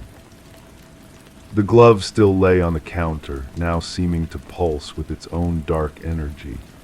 I wanted to throw it away, to remove this contaminated thing from my space, but I couldn't bring myself to touch it again. Instead, I found myself circling the kitchen, avoiding that corner of the counter as if it contained something dangerous. The day passed in a haze of conflicting memories and sensations. I would sit down to read, only to find myself standing at the window moments later with no memory of having moved. The house felt different, as if the walls themselves were holding secrets. Sounds came from rooms that should have been empty: footsteps, the creak of floorboards, the whisper of fabric against wood. That evening, as darkness began to fall, I found myself drawn to the back door. My hand reached for the handle without conscious thought, and I stepped outside into the cool night air. The garden lay before me, bathed in moonlight that made everything appear silver and strange. I walked toward the disturbed patch of earth, my bare feet silent on the damp grass. The soil here was loose, recently turned. I knelt down and pressed my palms against the ground. It was warm, warmer than it should have been on such a cool night. Something stirred beneath the surface, a subtle movement that could have been settling earth or something else entirely. Images flashed through my mind like lightning strikes. A figure at the back door, silhouetted against the kitchen light. Words spoken in anger, voices raised in confrontation. The weight of something heavy in my arms, the strain in my back as I carried it outside. The bite of the shovel against hard earth, the rhythm of digging that went on far longer than any gardening project would require. But these memories felt foreign, as if they belonged to someone else. I was a peaceful person, someone who preferred solitude to confrontation, who found solace in quiet activities like gardening. The violent images that flickered through my consciousness couldn't be mine. They had to be fragments of dreams, scenes from movies I had watched, stories I had read that had somehow become tangled with my own experiences. I stood up and brushed the dirt from my hands, but it clung to my skin with unusual persistence. Back inside, I scrubbed my palms raw once again, watching the dark water swirl down the drain. The glove on the counter seemed to watch me, its muddy surface reflecting the overhead light like an accusatory eye. Sleep came fitfully that night, filled with dreams that felt more real than my waking hours. I was digging again, but this time I knew what I was burying. The knowledge filled me with a sick dread that followed me into consciousness, leaving me gasping and disoriented in the pre-dawn darkness. The next morning brought no clarity, only deeper confusion. The glove was gone from the counter, though I had no memory of moving it. In its place was a small pile of dried mud, arranged in a pattern that looked almost deliberate. The back window was closed and latched, the curtains hanging still and straight. I searched the house for the glove, but found nothing. It was as if it had never existed, except for the lingering scent of earth and that other smell, metallic and wrong, that seemed to permeate the kitchen. I opened all the windows, trying to air out the space, but the odor persisted, clinging to the walls like a stain. Days blurred together, each one bringing new inconsistencies and half-remembered fragments. I would find tools in places I didn't remember leaving them: a shovel propped against the back door, garden gloves tucked into coat pockets, a flashlight with a dead battery sitting on the kitchen table. Each discovery felt like a message from a version of myself I couldn't quite access, evidence of actions I couldn't quite recall. The phone calls continued, always the same questions, always my same carefully prepared answers. But sometimes I would catch myself saying things I didn't remember thinking, providing details that seemed to come from somewhere deeper than conscious memory. The words would spill out of me like water from a broken dam, and I would listen to my own voice with growing unease. Neighbors began to avoid me, crossing the street when they saw me coming, their eyes sliding away from direct contact. What did they see that I couldn't? What did they know that remained hidden from me? Their behavior suggested knowledge of something terrible, something that cast me in a light I couldn't perceive myself. I started keeping a journal, trying to record the facts as I understood them. hoping that written words might provide the clarity that memory could not. But my handwriting looked strange on the page, sometimes neat and controlled, other times wild and erratic, as if different people had been holding the pen. The entries contradicted each other, describing the same events in completely different ways. The garden continued to haunt me. Some days the disturbed patch looked freshly dug, other days it appeared to have been undisturbed for months. I would catch glimpses of movement from the corner of my eye, something shifting beneath the surface, a subtle rise and fall like breathing earth, but when I looked directly, everything was still. Standing in that kitchen now, months later, I still cannot say with certainty what happened that night. The two versions of events exist side by side in my mind, each equally real, each equally impossible. Did I spend a peaceful evening planting bulbs, or did something far more terrible occur in the darkness behind my house? The truth, whatever it is, remains buried as deeply as anything in that garden. Perhaps that's where it belongs, hidden in the earth where it can't hurt anyone else. But sometimes, in the quiet moments between sleep and waking, I feel it stirring beneath the surface, demanding to be acknowledged. And I wonder if the person I believe myself to be is just another story I've told to make sense of something that can never truly be understood.